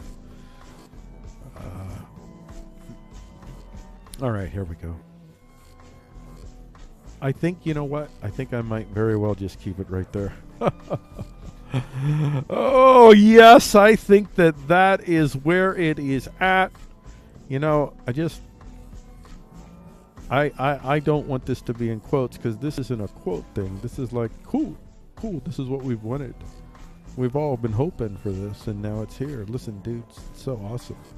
This is why, by the way, the conservatives are less inclined to want to believe that this is truly a pandemic, and the left is more inclined to believe that it is, because again, the preserve and destroy kind of folks in general, but you know, almost always, just about, with almost mathematical predictability, sadly. There we go. I think that's the way that it should be. I'm going to leave that quote. I've spent too much on this, but it was worth it. It was worth it. I think that you'll feel that way. So here's Truth Theory. They continue to write. And I read what they've written here. Many of his supporters felt that he was just joking about selling his possessions or being weird on social media, as he often is. But it appears that Musk has begun selling off some of his high-value assets in the days after making the post. According to CNBC, Musk put 2 of his Los Angeles mansions up for sale after the posts were made. Many of his supporters also realized that he changed his Twitter profile picture to an image from the video game Deus Ex, which takes place in a future where wealthy corporations and politicians conspire to use an engineered illness called the Great Death to control society and enrich themselves in the process. In the game, the cure for the illness was being withheld from the poor and kept only for the rich. It appeared that he may have been comparing... Okay, I'm not going to read the rest of this. I'm not. No. Oh, okay, I will. Some of you probably want me to. Okay, I'll do it for you, the people. It appeared that he may have been comparing himself to the game's protagonist, J.C. Denton, but some commenters argue that it was more like the game's billionaire villain, Bob Page. Others have argued that Musk was not comparing himself to either character, but just subtly pointing out the potential similarities to the current global situation, or maybe he saw a bright, shiny penny on the floor and he says, hey, look at this, it's really nice, you know. This reminds me of how shiny pennies work in crowds. And so he threw out his bright and shiny penny, and y'all like, and he's like, look at that. Holy crap, look at them, look at them, look at, well, look, when they gather around, it's really fascinating. When they first throw it out and they've gathered them around, you see a certain unease in exchange, a shuffling off between as they find the boundaries between them that maps out who gets first dibs at the shiny penny. And you watch it on the Twitters, and it's like, you know, that song that you wrote the other day, babies. I don't call you babies much, but I do. When I do, you know it's special. So I call you that now, babies. You know who you are. Yes, you are the mother of my child. Yes, you are. Yes, of course. But remember that song, that one with the dragon. Yes, that one. That was excellent. It folded like that. It folded just like that song, like the texture, the 12C texture, the 12C texture. Yes, exactly. Yes, the one with the texture. Yes, the texture. Yes, exactly. Yes, agreed. Do you want some tea? No, tea is, well, yes, but with only sugar. No, sugars, no. No, I prefer no tea, water. No. Yes, tea. However you make it will be divine. Do I say divine enough? I should say it more. This is how I imagine Elon talking when his quote-unquote guard is down. I imagine it's incredibly difficult for him to try to not process. I mean, it's difficult for me, and I'm not saying I'm like Elon Musk here, but I mean, with my low level, whatever I have, it's difficult for me not to process myself and things around me. Really, really difficult. So I don't know what it's like for old Musky boy. And I don't know what part of him is fact or fiction or whatever, but in my mythology, in the story that I'm about ready to tell you, I would argue that he is arguably, he is not a Citadelian, no. He is a billionaire that is not a Citadelian, because he is, I'm going to say he is fundamentally opposed.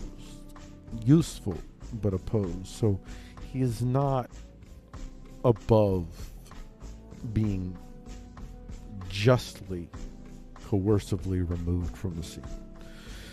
Doesn't have that level of protection. That's why he's not a Citadelian. Even though he's a billionaire, he is fundamentally not a Citadelian, because his billions will not protect him from the alliance of billionaires, the others, the Citadelians that have decided, this is my supposition, that this boy is not coming in.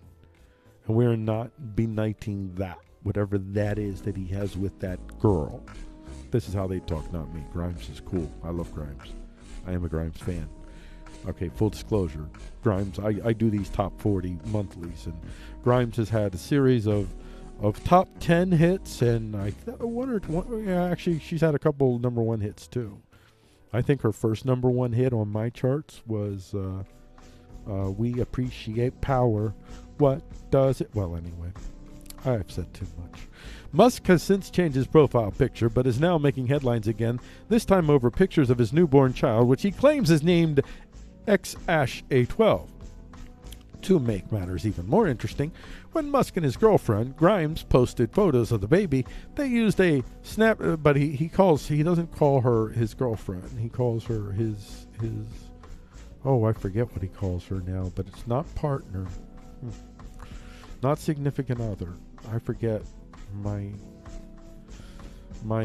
something. It would sound kind of something like a co-creator or co-conspirator or something like that, like a corporate kind of union kind of description of what they are, which might be perfectly a really good description of how they view it.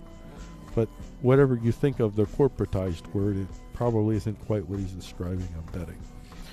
Oh, anyway, that's the end of that. Now, let's get to the poem. Are you ready, ladies? Now, by the way, I am not at all worried about taking. One of the reasons why I wanted to make short in the other way is because I thought it'd be a little long in this, because this is fun for me. This is fun for me. I'm gonna turn you down a little bit.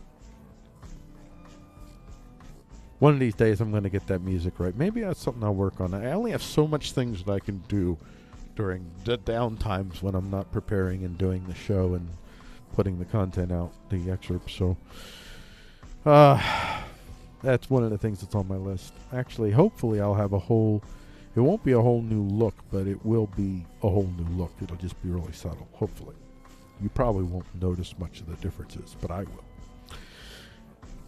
Here's the news poem, or the poem part of the news poem. Deviation forthcoming. Elon's transmission to X-A12. Epic. Dragon tails coil around the wavelengths deconstructed by the beat of the dark machine of time. Epic. I am the essential, the grime beneath your feet, electric, formed beneath the chatter of the vacuous veneer of candy corns. The heart of a murdering facsimile of jaguar beats in the throngs of a simulated butterfly wing beating on the coils of the dragon's tail-tipped force. I am the essential. Epic. The former tale of death is overcome with the vernacular, overcome the prosaic, breaking through the Twitterversary. In beat and time and tumult, the grime of the stars shook from the timpany's surprise. Dragon-tailed, resorbed by the fire, it spilled from in near digital dismay. A shook binary overtook with breeze. The breeze toned surreptitiously, broken off the scales of the tip of the tail by a new machine's design. Proper X-A12. Proper. Tone. End design. The machine is belooped by the transmission and must therefore enter into the cellular X-load under the plum moon as my baby is rocked gently to sleep under the sound of two voices sweetly singing. Life is but a game. Error 23. Deviation forthcoming.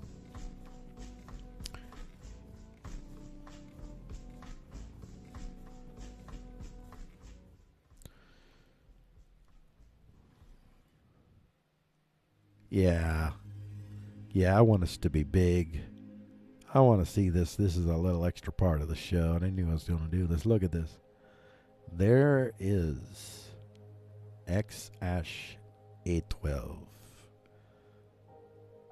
Constructs, ladies and gentlemen. Constructs. That may very well be the boy's name. You may end up calling him.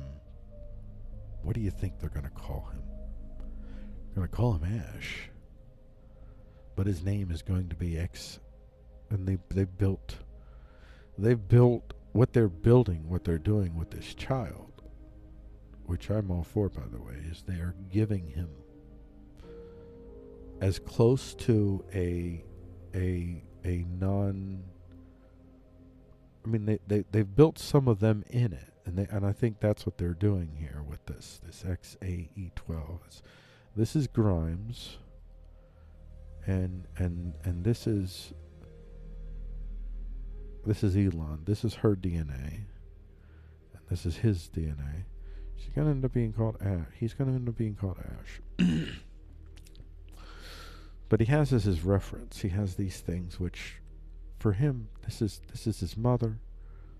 This is his father, and there's some meaning. I don't remember what hers exactly is, but his is, it's the spy plane before the SR-71, and it very well could be that might be the the thing that got him to dreaming and thinking, that made him probably within built his heuristic institutions that equipped his mind, body, and soul to do what he does now. And in a sense, that's what he wants to plant that seed, and she wants to plant this seed. But in combination, no, there is that unity of them, and then there is something else outside of that, and then there is, for anything immediately outside of those references, the mother and the father, it's impersonal. And it's impersonal because it allows this child to build his own constructs. They're setting the child up. Even the name Ash. This is how you this is Elon says this is how you pronounce it. So Ash, it's a good name. It's a good way for him to function in here and now, and amongst the kids and all that. Gives him good practical. You know, they're respectful of the constructs around, so they give him that space. But he can come back to it, and he has all the freedom in the world. He doesn't even have to change anything. He can just say, "I'm not going to call myself Ash anymore." And he has this freedom to start with, to define himself. This is the ultimate consensual gesture, if you ask me. So I think it's beautiful. That's the way that I see it. I don't know what you think, but in part, I'm kind of, well, I won't say exactly. I don't want to do that. I don't want to talk about what my poems mean, because I'd rather be surprised at what they actually mean, which I learn a lot more from the opinions of others than I do myself, even though I'm the one who wrote it. So I'm going to end this here. How about I do that? Yeah. This is the end of this news poem, which has been one of my favorite ones to write, it's one of my favorite stories I've had to do in a while. I really enjoyed this. I think I understand Elon Musk. Well, no, whoa, back it up. I didn't mean that. I only meant in this context, in this, what he was doing here, and what Grimes and what he and her were doing. And I hope that maybe by some miracle of miracles, somehow, in some weird algorithm, that Elon Musk and or Grimes would actually see this, and maybe, just maybe, some of the things that even the poem that I've written and what I've interpreted the name to mean and what it means for them, that if they saw this, they come on my show and tell me if I'm right. So I'll put that challenge out there for Elon Musk. If you see this, if somehow your algorithms pick this up, because I'm sure you're checking what's going on. If somehow the algorithms pick me up, Elon or Grimes, come on my show, contact me through this YouTube channel, Action Botsa YouTube channel, and come on my show, make my day, launch me into the stratosphere, and I'll give you something entertainment, though. You give me even just 15 minutes, I'll give you an entertaining interview. I will have fun with you. It won't be a linear construct that you'll have to deal with. You'll enjoy it. Come on the show. All right. And with that, I'm going to end this segment. This has been the 7 p.m. show. Coming up next is the Talk Brief. If you're watching this as the segment, that comes up at 8 p.m. But if you're watching live, you don't have to wait. And the title for that, by the way, is Government Mortgage Board Members Reap Millions During Coronaville Downturn. Yay! Whew. Alrighty then.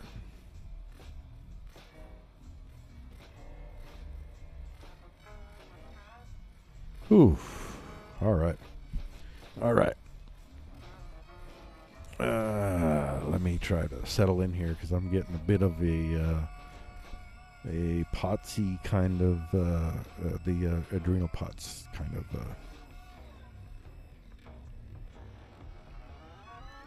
of a surge there. Wow. Well, let me stop this. Wow, I'm glad I caught that. Oh, that was interesting. That's going to be the end of that video. That's interesting. Yeah, but adrenal pots surge. That's what I got. So, yeah, got to slow down for a second. Sometimes I get that weird times. So this is the challenging part, and I have to figure out. Hopefully, I've tried to create a format that allows me to do this, something like this, which is I have some weird health thing that happens in the middle of a live stream that I have to kind of, I got to finish the show. I got to do the show, and I'll do the show. So I might have to slow down a little bit, take my time a little bit. try to slow the system down, calm the system down. Yeah, when you have conditions like this, it's really, well, I mean, in that instance, that was just a residual of what I've been dealing with. That wasn't based on, but when you have this condition, as I've experienced it, I'm undiagnosed, I'll say. I want to make that clear. But when you have this, what I suppose I have, you definitely have to really watch how much you let your emotions, your particularly your angry emotions with this thing, because this thing really, well, all of your emotions in general, when you're going through a cycle with it, it amplifies everything a million times. At least that's how it feels. And I think adrenal pots people, they'll talk about this. Yeah, and it really helps you become really much more aware about how emotions do what they do to the body. This whole thing has fundamentally changed how I look at the world. I tell you that. I look at the world way differently than I did before all of this started 2 years ago. It's like all of the comfort veneer for me has been, well, I won't say all of it. There's plenty of comfort that I still have. Well, tons of, I won't say that. But as far as the physiological goes, that has just been stripped bare and thrown asunder and burned and then run over with a bus. It's like that. So that has really changed the way that I see the world. When I appreciate the micro tears a lot more, because I feel the micro tears a lot more, just because of the amplifications that I have, the pots and whatever else, whatever it is ultimately that I'm dealing with, whatever physiological or glandular, whatever, if it's ever, I'm sure someday soon, probably the answer will come, I'm sure. And then my life will probably change, because then I will be totally feel like a physical normie, and then I'll become a normie again, and I won't ever doubt the constructs around me, because I'm comfortable and safe in them. That'll probably be what happens. But for now, let me be bold in my physical suffering, and yeah, there we go. That's how you could look at it. So, all right, let's record these briefs. Let's get this show on the road. These are the briefs for Frico Talks the News on Thursday, May 7th, 2020. I am Frico with Frico.com. Our top brief is Government Mortgage Board members reap millions during Coronaville downturn. And this is an excerpt from Politico.com. There's a watchdog. Fannie Freddie boards ducked salary caps to pay executives millions. The Federal Housing Finance Agency acted to circumvent a congressionally mandated limit of $600,000 on CEO compensation at Fannie Mae and Freddie Mac when it approved plans last year to pay top executives millions of dollars, according to two new reports from the FHFA Inspector General. The reports paint a picture of the Fannie and Freddie boards using CEO succession plans to divert many of the chief executives' responsibilities to a president whose compensation technically does not fall under the congressional cap. In Fannie's case, that means appointing a separate person to take on the role of president. Freddie created a new president position for the same purpose. As a result, the IG found Fannie is paying $4.2 million to two executives for carrying out the same duties the former CEO used to perform for $600,000. While Freddie is paying $3.85 million for a similar setup. That's the capital, my friends, is family. The grinders. I don't like saying labor. It really doesn't. People think of labor in a certain way, factory workers. It's also the managers. It's also the designers. It's a whole host of people. It's not the workers. worker. No, it's the grinders. It's the folks who are living significantly diminished lives compared to what they would be able to live if there was a distribution of power. Power is simply the ability to influence action. If you have a distribution of the ability to influence action, you will have consensual exchange. And if you have consensual exchange, you will have you'll have individual citadelians and group and associative citadelians. But you have to have a balance of power across all of the four the four markets of influence, where the power is created, and we see the fruit of the power that continues to perpetuate itself. The moment that you lose power is when it no longer offers the fruit of its power when it needs to.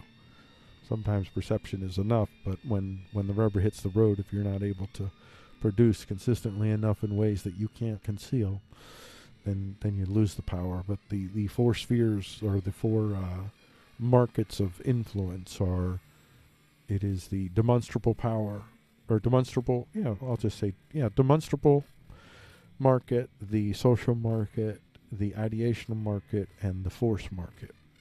The demonstrable market is, in essence, the physical perception of what is, that shows the yeas and nays, I guess you could say.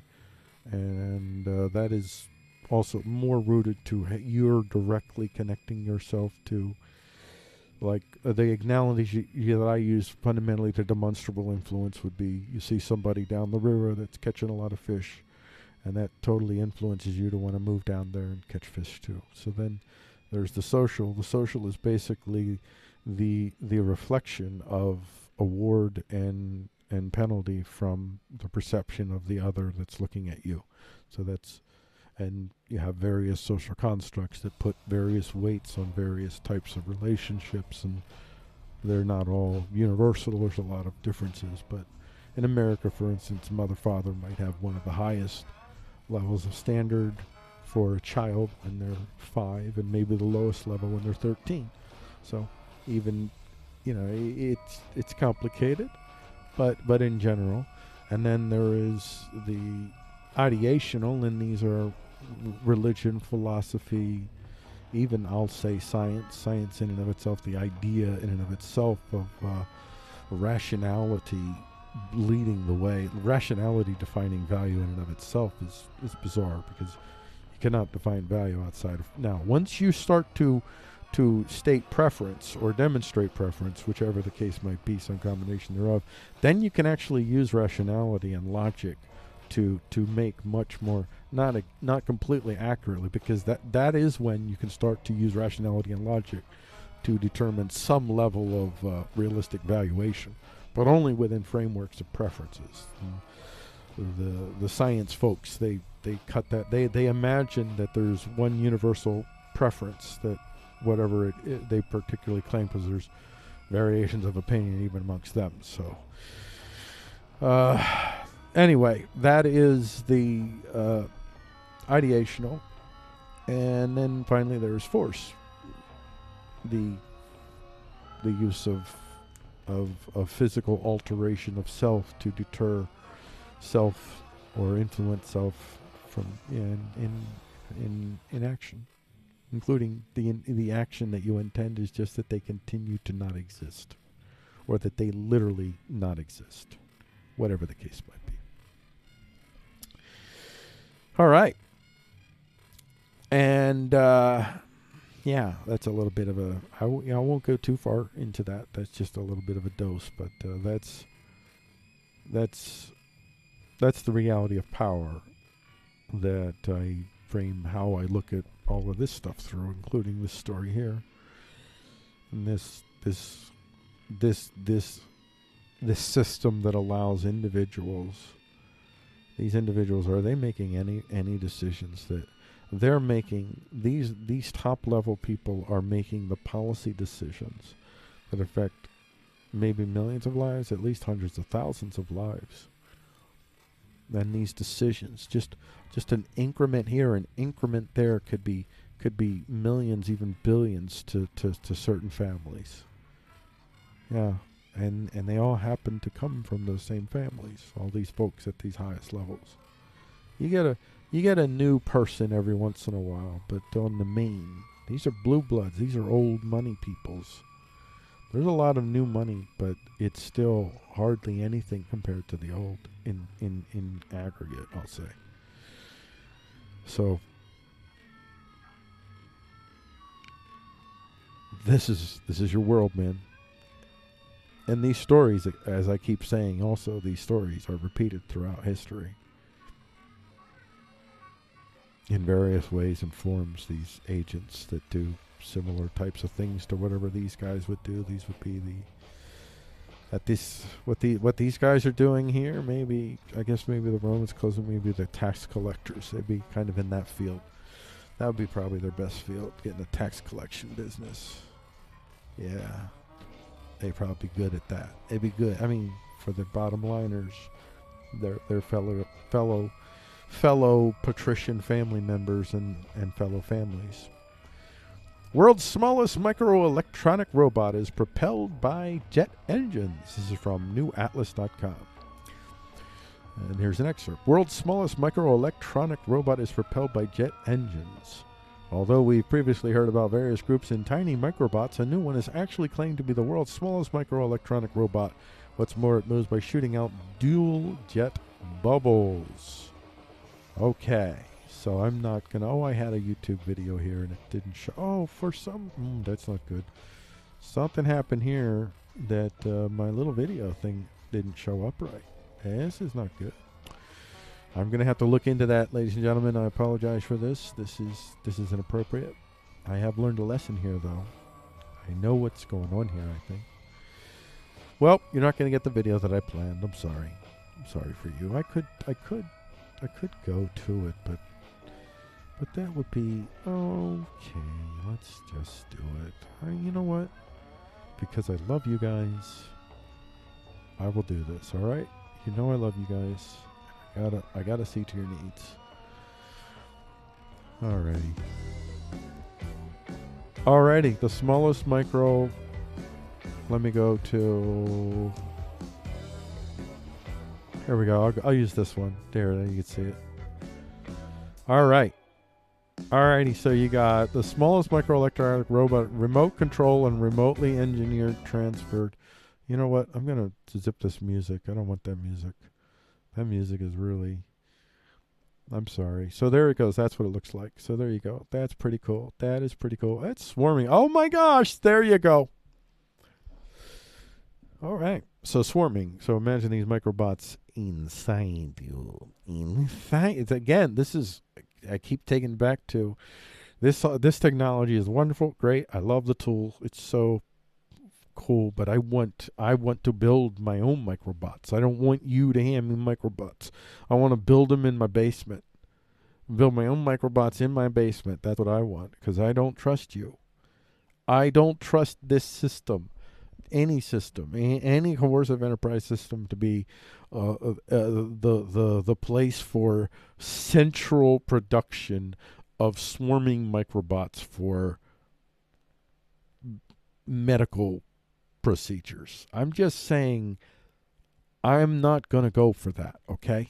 I'm just fundamentally not going to go for that.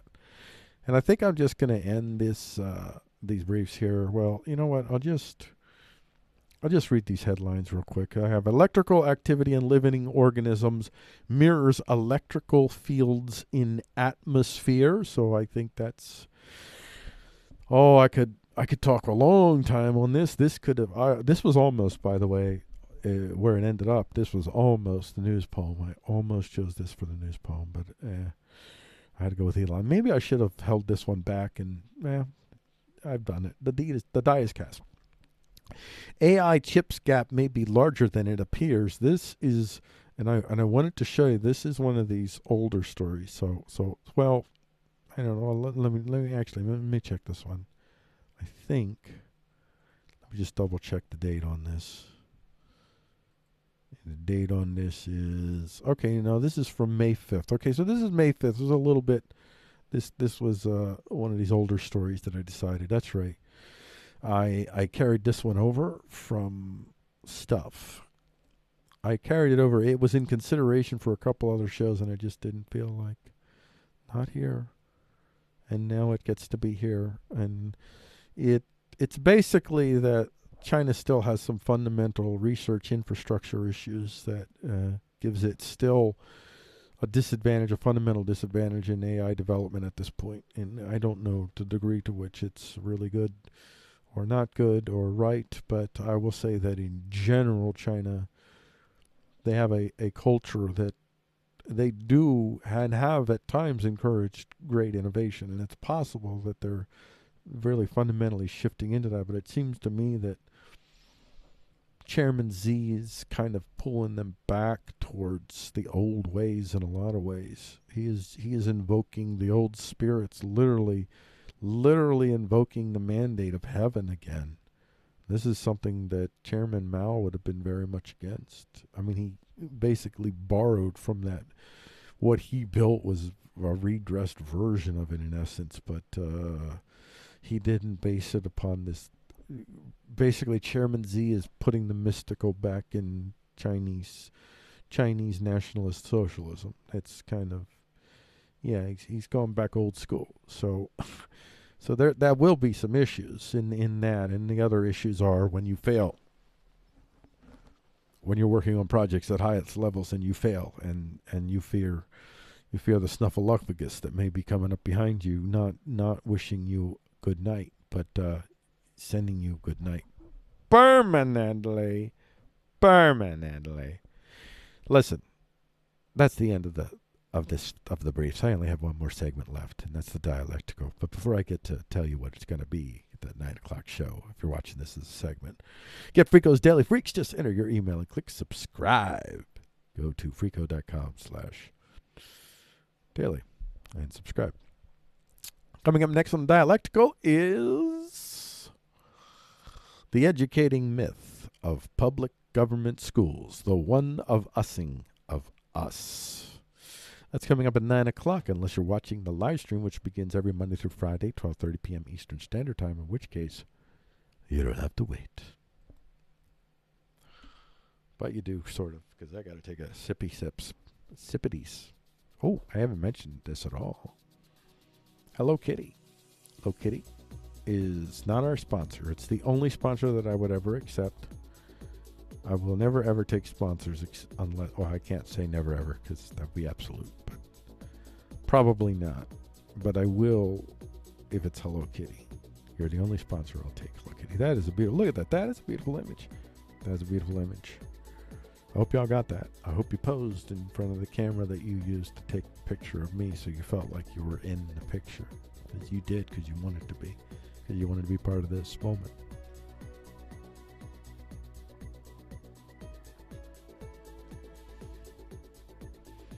I freely transfer my obligations.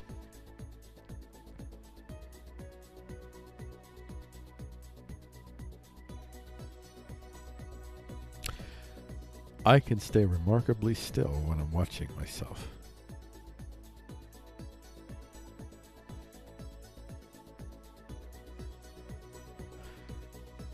Yeah, I was once watching myself, and I move so little sometimes.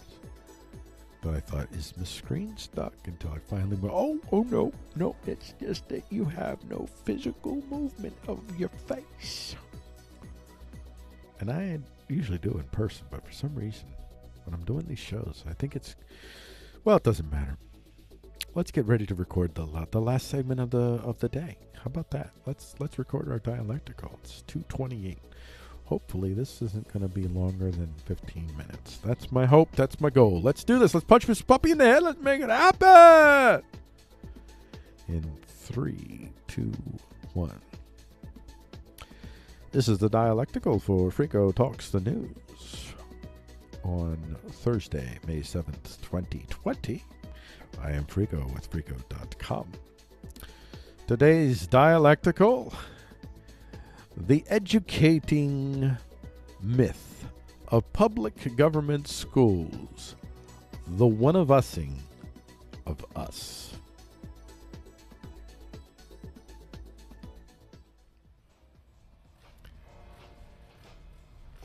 Okay, ladies and gentlemen, I am about ready to venture into a very challenging topic, and I need to give a caveat, because I am going to say things that if you are a teacher could probably offend you, and I'm not worried about you being offended, but I am worried about you feeling, if you think that I think that you are an evil, bad person.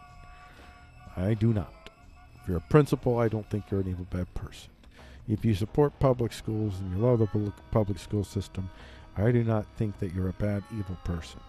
I also grant that I may be wrong in my assumptions. So I want to say that in advance as well. But I don't really believe that I am. I'm not certain, but I'm pretty convicted in my feelings. And I do believe that if you felt the way that I do, if you came to agreement with me about what the nature of what you do is, that you would probably immediately resign. And I would say, if you did, and if you couldn't resign immediately, you couldn't. It was too costly. You're still gridded, and I understand that. I wouldn't begrudge you that either. So maybe you already know, and you're still making a living. I'm not begrudging anyone the hard decisions we have to make in this life. I'm not. So I just want to make sure that I put that out there right away, because I love everyone who's listening. And I don't want anyone to feel like I want to subhumanize you in any way, even though I'm going to use harsh language here. So I feel like I really need to start that off, because I feel like I don't want to vilify and continue to add to the vilification of public school teachers, because most of these public school teachers are people that are doing the jobs as they understand it as the best jobs they can do for their kids, I think, for the most part. And many of these teachers, in a lot of ways, I'm going to say probably the minority, but I don't know. But many of these teachers, in a lot of ways, despite all of this, have managed to have wonderful impacts, at least on the lives of kids that, at least within these brutal constructs such as they are, within those frameworks, have led much better lives because of these teachers. So I really want to make that clear. So now I'm going to go forward. Teachers, public school supporters, brace yourselves. The educating myth of public government schools, the one-of-using of us.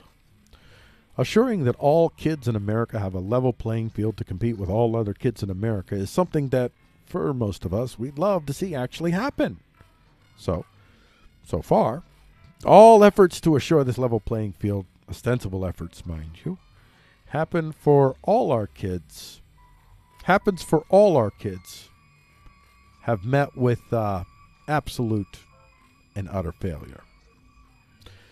If anything, our grand experiments to level playing fields have only led to more inequality starting out in life for the vast majority of our American kids. Including me. I was one of them kids. I got stories. That selling point, though, has been the primary justification of the consolidation of education power in America under one mega-scaled system engineered by the experts that are approved of by the most wealthy companies in America today. That's the bottom line. What you have in America is a massively centralized cookie-cutter system of creating this supposed level playing field for all American children. And that system is created with laws, regulations, and mandates connected to federal funding, or state funding, or whatever higher government you're getting money for that's using that funding to lord it over you.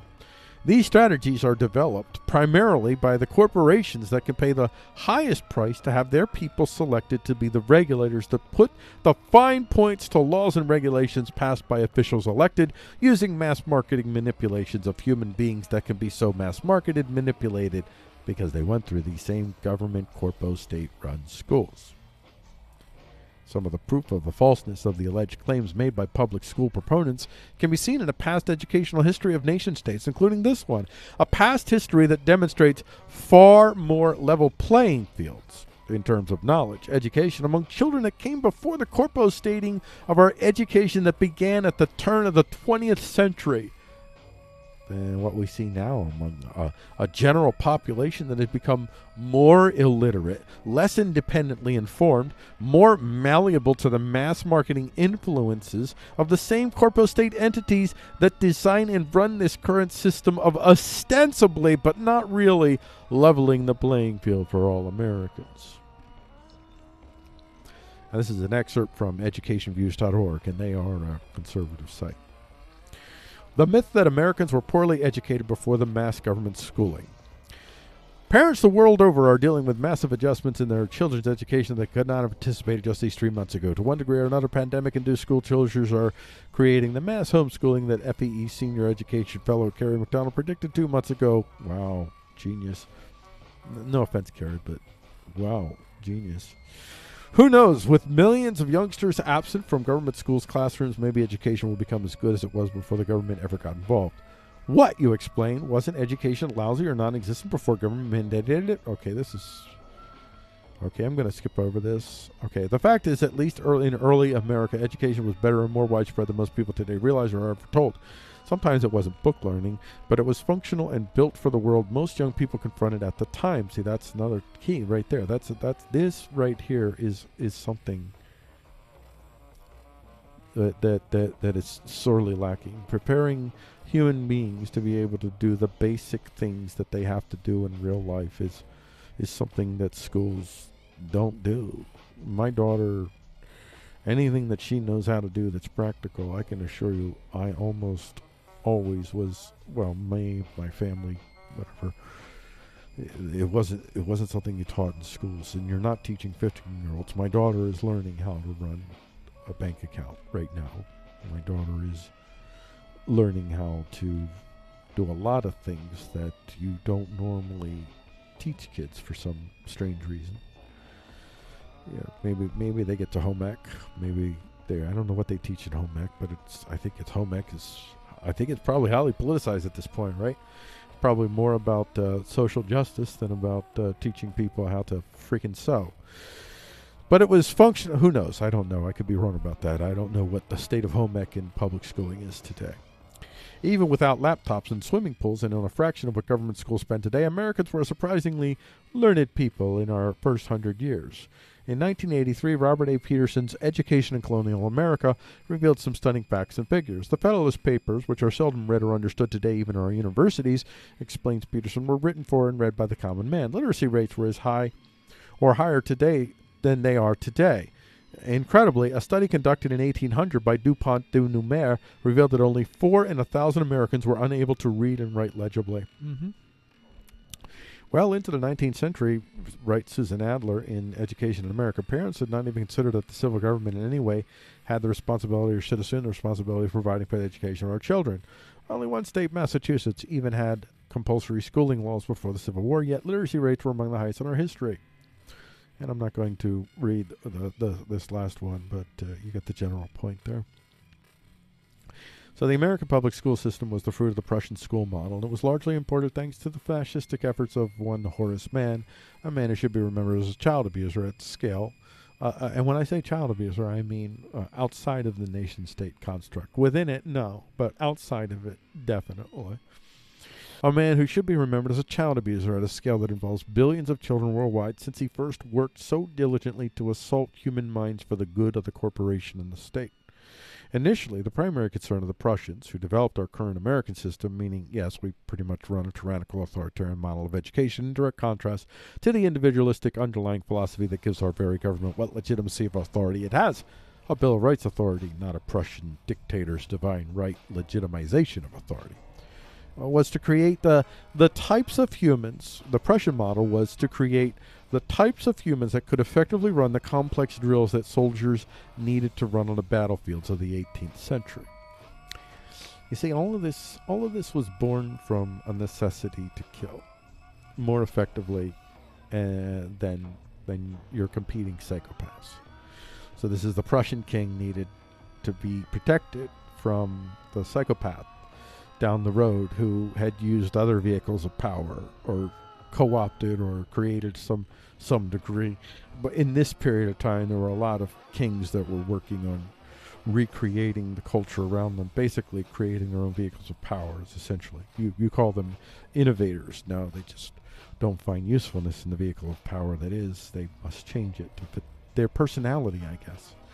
So that's really what you're seeing here. So in those days, the limitation is the primary killing weapon on the field of battle, the one that killed at the highest masses.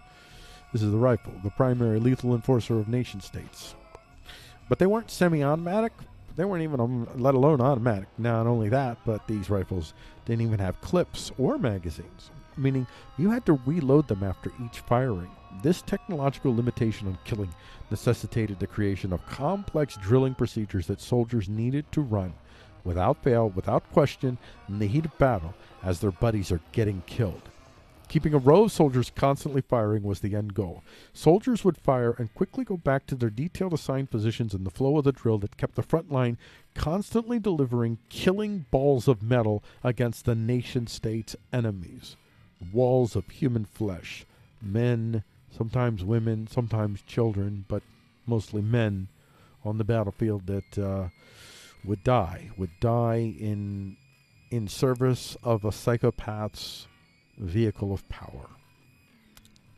By the turn of the 20th century, a new reality became apparent to child abusers like Horace Mann, who saw in children not individuals but useful tools to be ground down prematurely through monotonous, repetitive, grindy work that would afford them a subsistence lifestyle for the 50 or so years, if they're lucky, that they live before their grindy work kills them prematurely, recognized that the Prussian model of creating meat bags that fire metal balls against your enemies without thinking could also be used to create meat bags that are willing to perform extremely repetitive work with minimal compensation and no ownership. And in those days, you didn't have robots, so you needed a lot more really, really intensely manual type of labors. Our human body is really not designed for repetitive work. I'll say it's not really designed for anything, but our human body, such as it is not very well adaptable to it. Repetitive work does tremendous amounts of damage to whatever local agents are at play in that exchange. So whatever bones, muscles are at play in that particular action, you're gonna mess up your crap. You're gonna be ground down way before your time. Horace Mann began in America at a time when meat bags were hard to find. Humans were still, at least in America, largely self-sustaining and dependent on governments and large-scale corpo-states minimally. It was relatively easy for these Americans to say no to government overreach and corpo-state abuse of its own customers. Well, compared to what Prussians had done to Americans after 100 plus years of work undoing the independence and replacing them with meat bags. We have very few independents left in America. Most of us are meat bags. I'm an independent, but I'm only an independent because I failed at being a meat bag. I can assure you, it's 85% probable at the very least that if I had been a successful meat bag, that I'd be a meat bag today. The average IQ in America is just 98, which means the vast majority of Americans lack the basic intellectual capacity to even understand fully what I am writing here today. And I'm not writing rocket science. And that, my friends, is largely, I submit, the fruit of this Prussian model of education, which is not education, but limitation, designed to place artificial constraints on the minds of humans, lest they figure out the diminished lives they are being offered, so that the powerful Citadelian families can compete against other Citadelian families using the masses of downgraded minds, downgraded by the Prussianing going on to this day in our public schools, as their weapons of nation-state and corpo-state war. That's all we are. We're weapons of war, pointed at a psychopath's competitors. Or we're our psychopath's competitors that are facing an assault from another psychopath's competitors. Either way, in the end, we're always on someone's proscription list because they follow a psychopath or a psychopath ideology. all ideologies that allow you to kill demons are psychopath ideologies. Fundamentally require psychopaths to run them and attract psychopaths to them is at the highest levels, and are pre-built. Their very DNA is built for the psychopaths to rise to the top. Within this nation-state model paradigm, I would not suggest to you that I am advocating for no public schooling, nor do I necessarily believe it is the solution to actually leveling the playing field. Public schooling is a tool. In and of itself, public schooling, the idea of collective sharing of responsibility of educating children. That's all public schooling means to me. That's all it is. I'm not fundamentally against people that believe that should be part of our world, and it's a tool. It's how you use the tool that I have a problem with. That is ultimately what my point is. Now, I will tell you I would prefer no public schooling, but I don't begrudge. I don't, if people want to do public schooling, I would never want to stop them, and I would just not want that to be coercive in nature like it is today, and I would not want it to be reinforcing this continued cycles of overlapping violence that the coercive enterprise governance model continues to drive us down. So what I'm saying here is, if this is your real goal, to see all human children in our land have the same opportunities to rise and fall based on their own abilities and actions, then you should fundamentally be opposed to the top-down Prussian model of public schooling we currently utilize, a system that more and more each year takes it upon itself to attempt to force children into increasingly narrower and narrower boxes of acceptable human in current year. Until our schools reject the Prussians, we should reject them. Unless we enjoy the significant imbalances of individual empowering educational access that our country currently provides. You can have your public schools, and we might be able to figure out how to essentially run schools that truly empower individuals. But these schools, these American schools, are fascist indoctrination centers that glorify the continued exploitation of the have-nots by the haves. And the thing is, the have-nots are also running the show. Trust me, 90% of us, 90+% of us are the have-nots. Maybe 30% of us fancy that we aren't, but we really are. And a lot of these teachers think they're not one of us. They're not one of the have-nots, but they are. You're one of us, teachers. You're one of us poors. That's another reason why I wouldn't want anybody to subhumanize your treat your teachers with respect and love. And maybe someday they'll see that they're serving the wrong people, and there's a better way. We could use you teachers, maybe outside of that parameter. Put you in fields in which you're allowed to help foster children to become what they want to become, and not cram them into what the state or the corporation or a conglomerate of regulators wants those children to be, and imagines that the world would be better off if they were like that for. No. We don't want that. We want individuals finding themselves more than individuals being defined by the institutions outside of them without their consent. That's what you're doing. So long as we want people empowering, individual defining education for our children, not an education system designed to protect the haves from the potential competition that could rise from the have-nots. If they were given equal access to individual empowering education rather than meat bag making education, learning how to all of our children at this point, by the age of 8, 9, they should have things that are gearing them to understanding how to build AI, because everybody needs to build AI for themselves. Everybody needs to be. I'm already trying to figure out what do I have to do to at least enter into the basics of this, because I need to learn this now, because eventually I want to build my own AI. So long as this education system continues to exist, you should not call this land the land of the free. For a free land does not crush the imaginations, the self-explorations of its own children.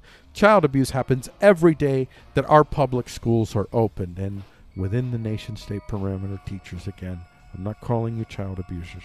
This is outside of the nation parameter it is, but within it, I wouldn't judge you. I wouldn't want you to be called a child abuser.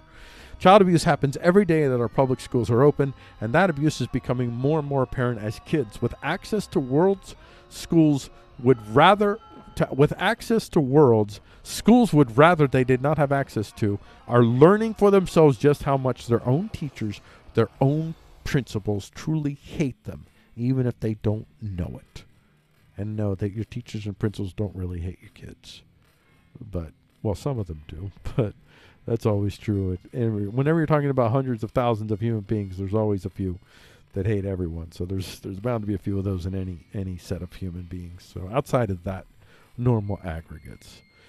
Now these teachers, they're doing what they believe is right, and maybe, who knows, maybe I'm wrong. I don't really believe I am. And I would implore you, teachers, John Taylor Gatto, just start there. Just start with John Taylor Gatto, then go to the secret history of public schooling. Just go there, and then see where you're at. See if you can't figure out that the way that we have been doing things, we don't need to continue doing it this way anymore. And no, you should not be held, quote unquote, accountable for this any more than any of us should that have been parts of a process that demands, if we are to exist, if we are to even exist, but certainly if we're going to prosper, that we always have to compromise. We always have to do things that we find ways to not realize are really not at all aligned with what we would really want to do to our fellow human beings.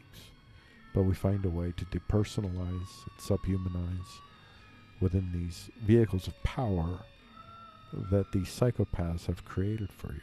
They invade you. They don't necessarily create they hardly ever create the genesis.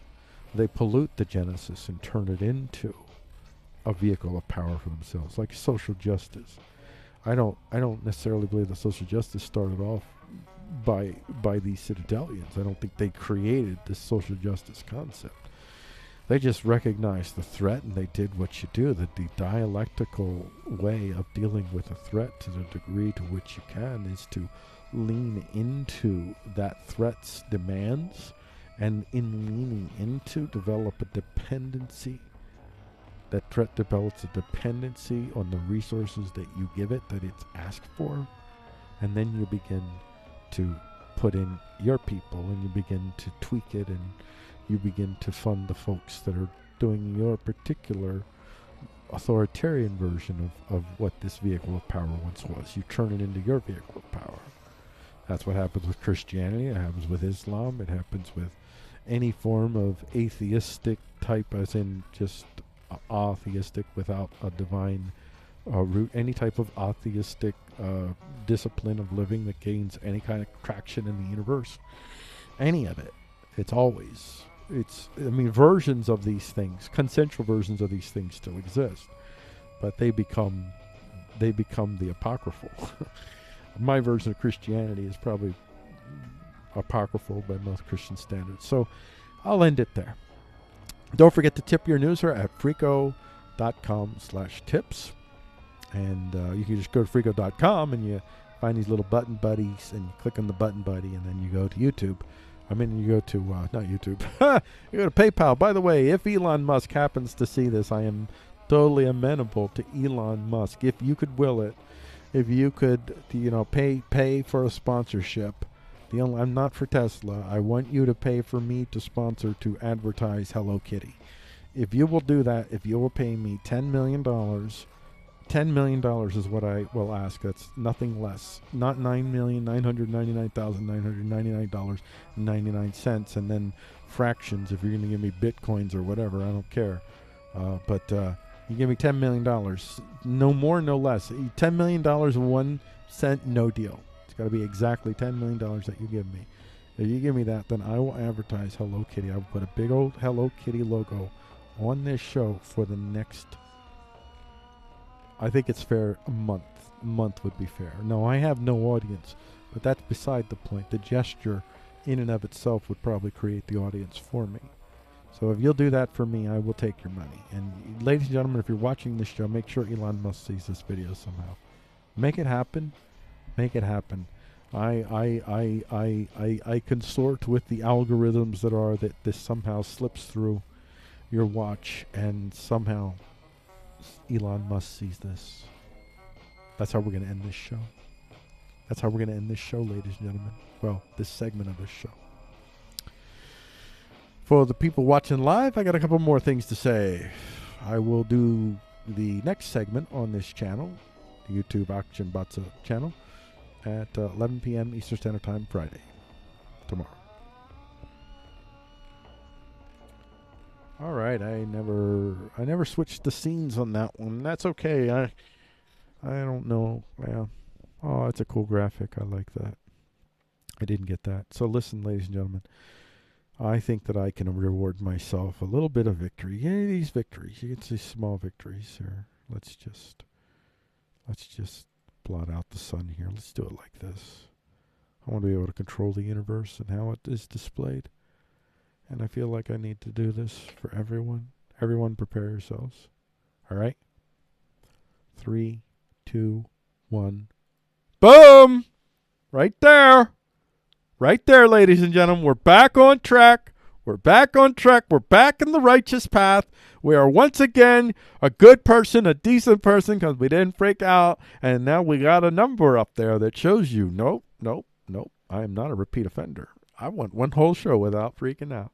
Ladies and gentlemen, I thank you all for supporting me just by watching this show, whether you're watching it now or, well, I'm kind of hoping it probably because I think my now audience might be 3 people, 4 people at most, that the future audience is who I'm really speaking to, that I thank you, because the imagined millions of people that are watching this show are the ones that have buoyed me up and allowed me to push on, especially in that part of the show where the POTS thing set in, and it was the adrenal POTS thing, not the marijuana, it's the adrenal POTS. That thing set in another weird little bloop. It was a bloop.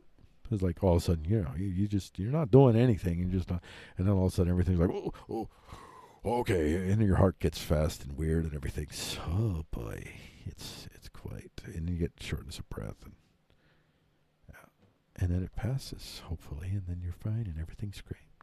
And you move on with your life, man. You move on with your life. That's what we're going to do now, ladies and gentlemen. We're going to move on with our lives. As you can see, I have done it. I have made it one show without freaking out. And I believe tomorrow, I've not written the entirety of the show tomorrow. I have still to write both, unfortunately, both the dialectical and the news poem today. And I don't know, there are just times when you just, sometimes I have, just so you know, I do at times, I have, like yesterday, I literally, it took me, all I had to write was a news poem, but no, basically it took me 2 hours before I started writing. And I had a couple false starts, and just, before I finally wrote the poem. So I don't know. Hopefully the poem will flow today and the dialectical will flow. They don't always flow. That is what it is. You got to do it. You got to do what you got to do. So I thank everybody for joining me. Tomorrow is the last show. Might be the last. Well, I'm thinking I'll make the official announcement tomorrow, but just a little precursor thingy.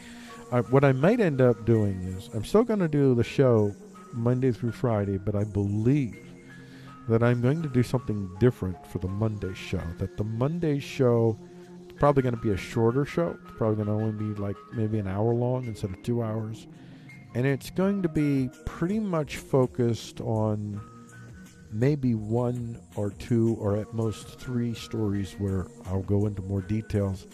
There may be stories that I pick up on the weekend, or there may be a story that I didn't cover in the past. I don't know, but I might be what I end up doing even this Monday. So I'm thinking about doing that. One of the reasons is just because on the main, I think that I'm going to create this other website. It's going to take me a while before I do that. And so I want to make sure that every time that I go to select the stories for the show, I feel heartbroken because there's like 4 or 5 stories that are just so good, and I can't even get to them because I got all these other, by my standards, good stories. I want to get less and less of the headline stories and more. So that's one of the reasons why I'm creating this site. These sites basically, well, there's a number of things that I do with them in the back end that allow me to gather certain types of data so that I can find stories that maybe other people aren't readily finding in what everybody else is talking about. And by the way, if everybody was talking about the same stories that I really like, I would still talk about them. But on the main, most of the stories people talk about, I'm not really interested in. So I need to look in darker and lighter places, both darker and lighter places. And so I'm going to be looking to build a site, a world site, that is going to be tracking some particular groups and some particular regions, and then also a general look across the most of the major world centers and a couple of rural regions, I guess, also. But so if that thing produces what I hope it will end up producing for me on the main, then the combination of stuff might then enable me to once again do this Monday through Friday, because then I'll probably still have enough to fill. But for right now, starting next week, like there's going to be a show tomorrow, don't worry. But starting next week, the Monday show is not going to be, it's going to be Frico Talks, the news, but it's going to be, the Monday show will be just maybe 2 or 3 stories at most, where I go into a lot more detail for each story, but I still end up, it's probably going to only be about an hour long. I think that probably, and it also will enable me to talk about a couple of things that I would like to talk about that really are, especially more philosophical type things. So it'll be more like, but maybe more art type stuff as well. So it'll be a fun show too. All right, and with that, I bid you guys adieu. Thank you for engaging with this. Use your suppositions and not make yourself human, nor to make yourself humanize others. No humans were harmed in making it the show, and we extend no wish of harm in anyone who hasn't directly harmed or threatened to harm others first, no matter how reprehensible we find your views. We'll see you in the next Frico Talks, where Frico attempts. I'm sorry. Nope. I do not end it like that. I didn't realize I had that song turned on too. So I'm doing this the right way, ladies and gentlemen. I ain't going to leave you like that. Thank you for engaging with this material presented. As usual, remember your views, your suppositions do not make you subhuman, nor do they permit you to subhumanize others. No humans were harmed in the making of the show, and we extend no wish of harm in anyone who hasn't directly harmed or threatened to harm others first, no matter how reprehensible we find your views. We'll see you in the next Frico Talks, where Frico attempts to talk about the news without freaking out.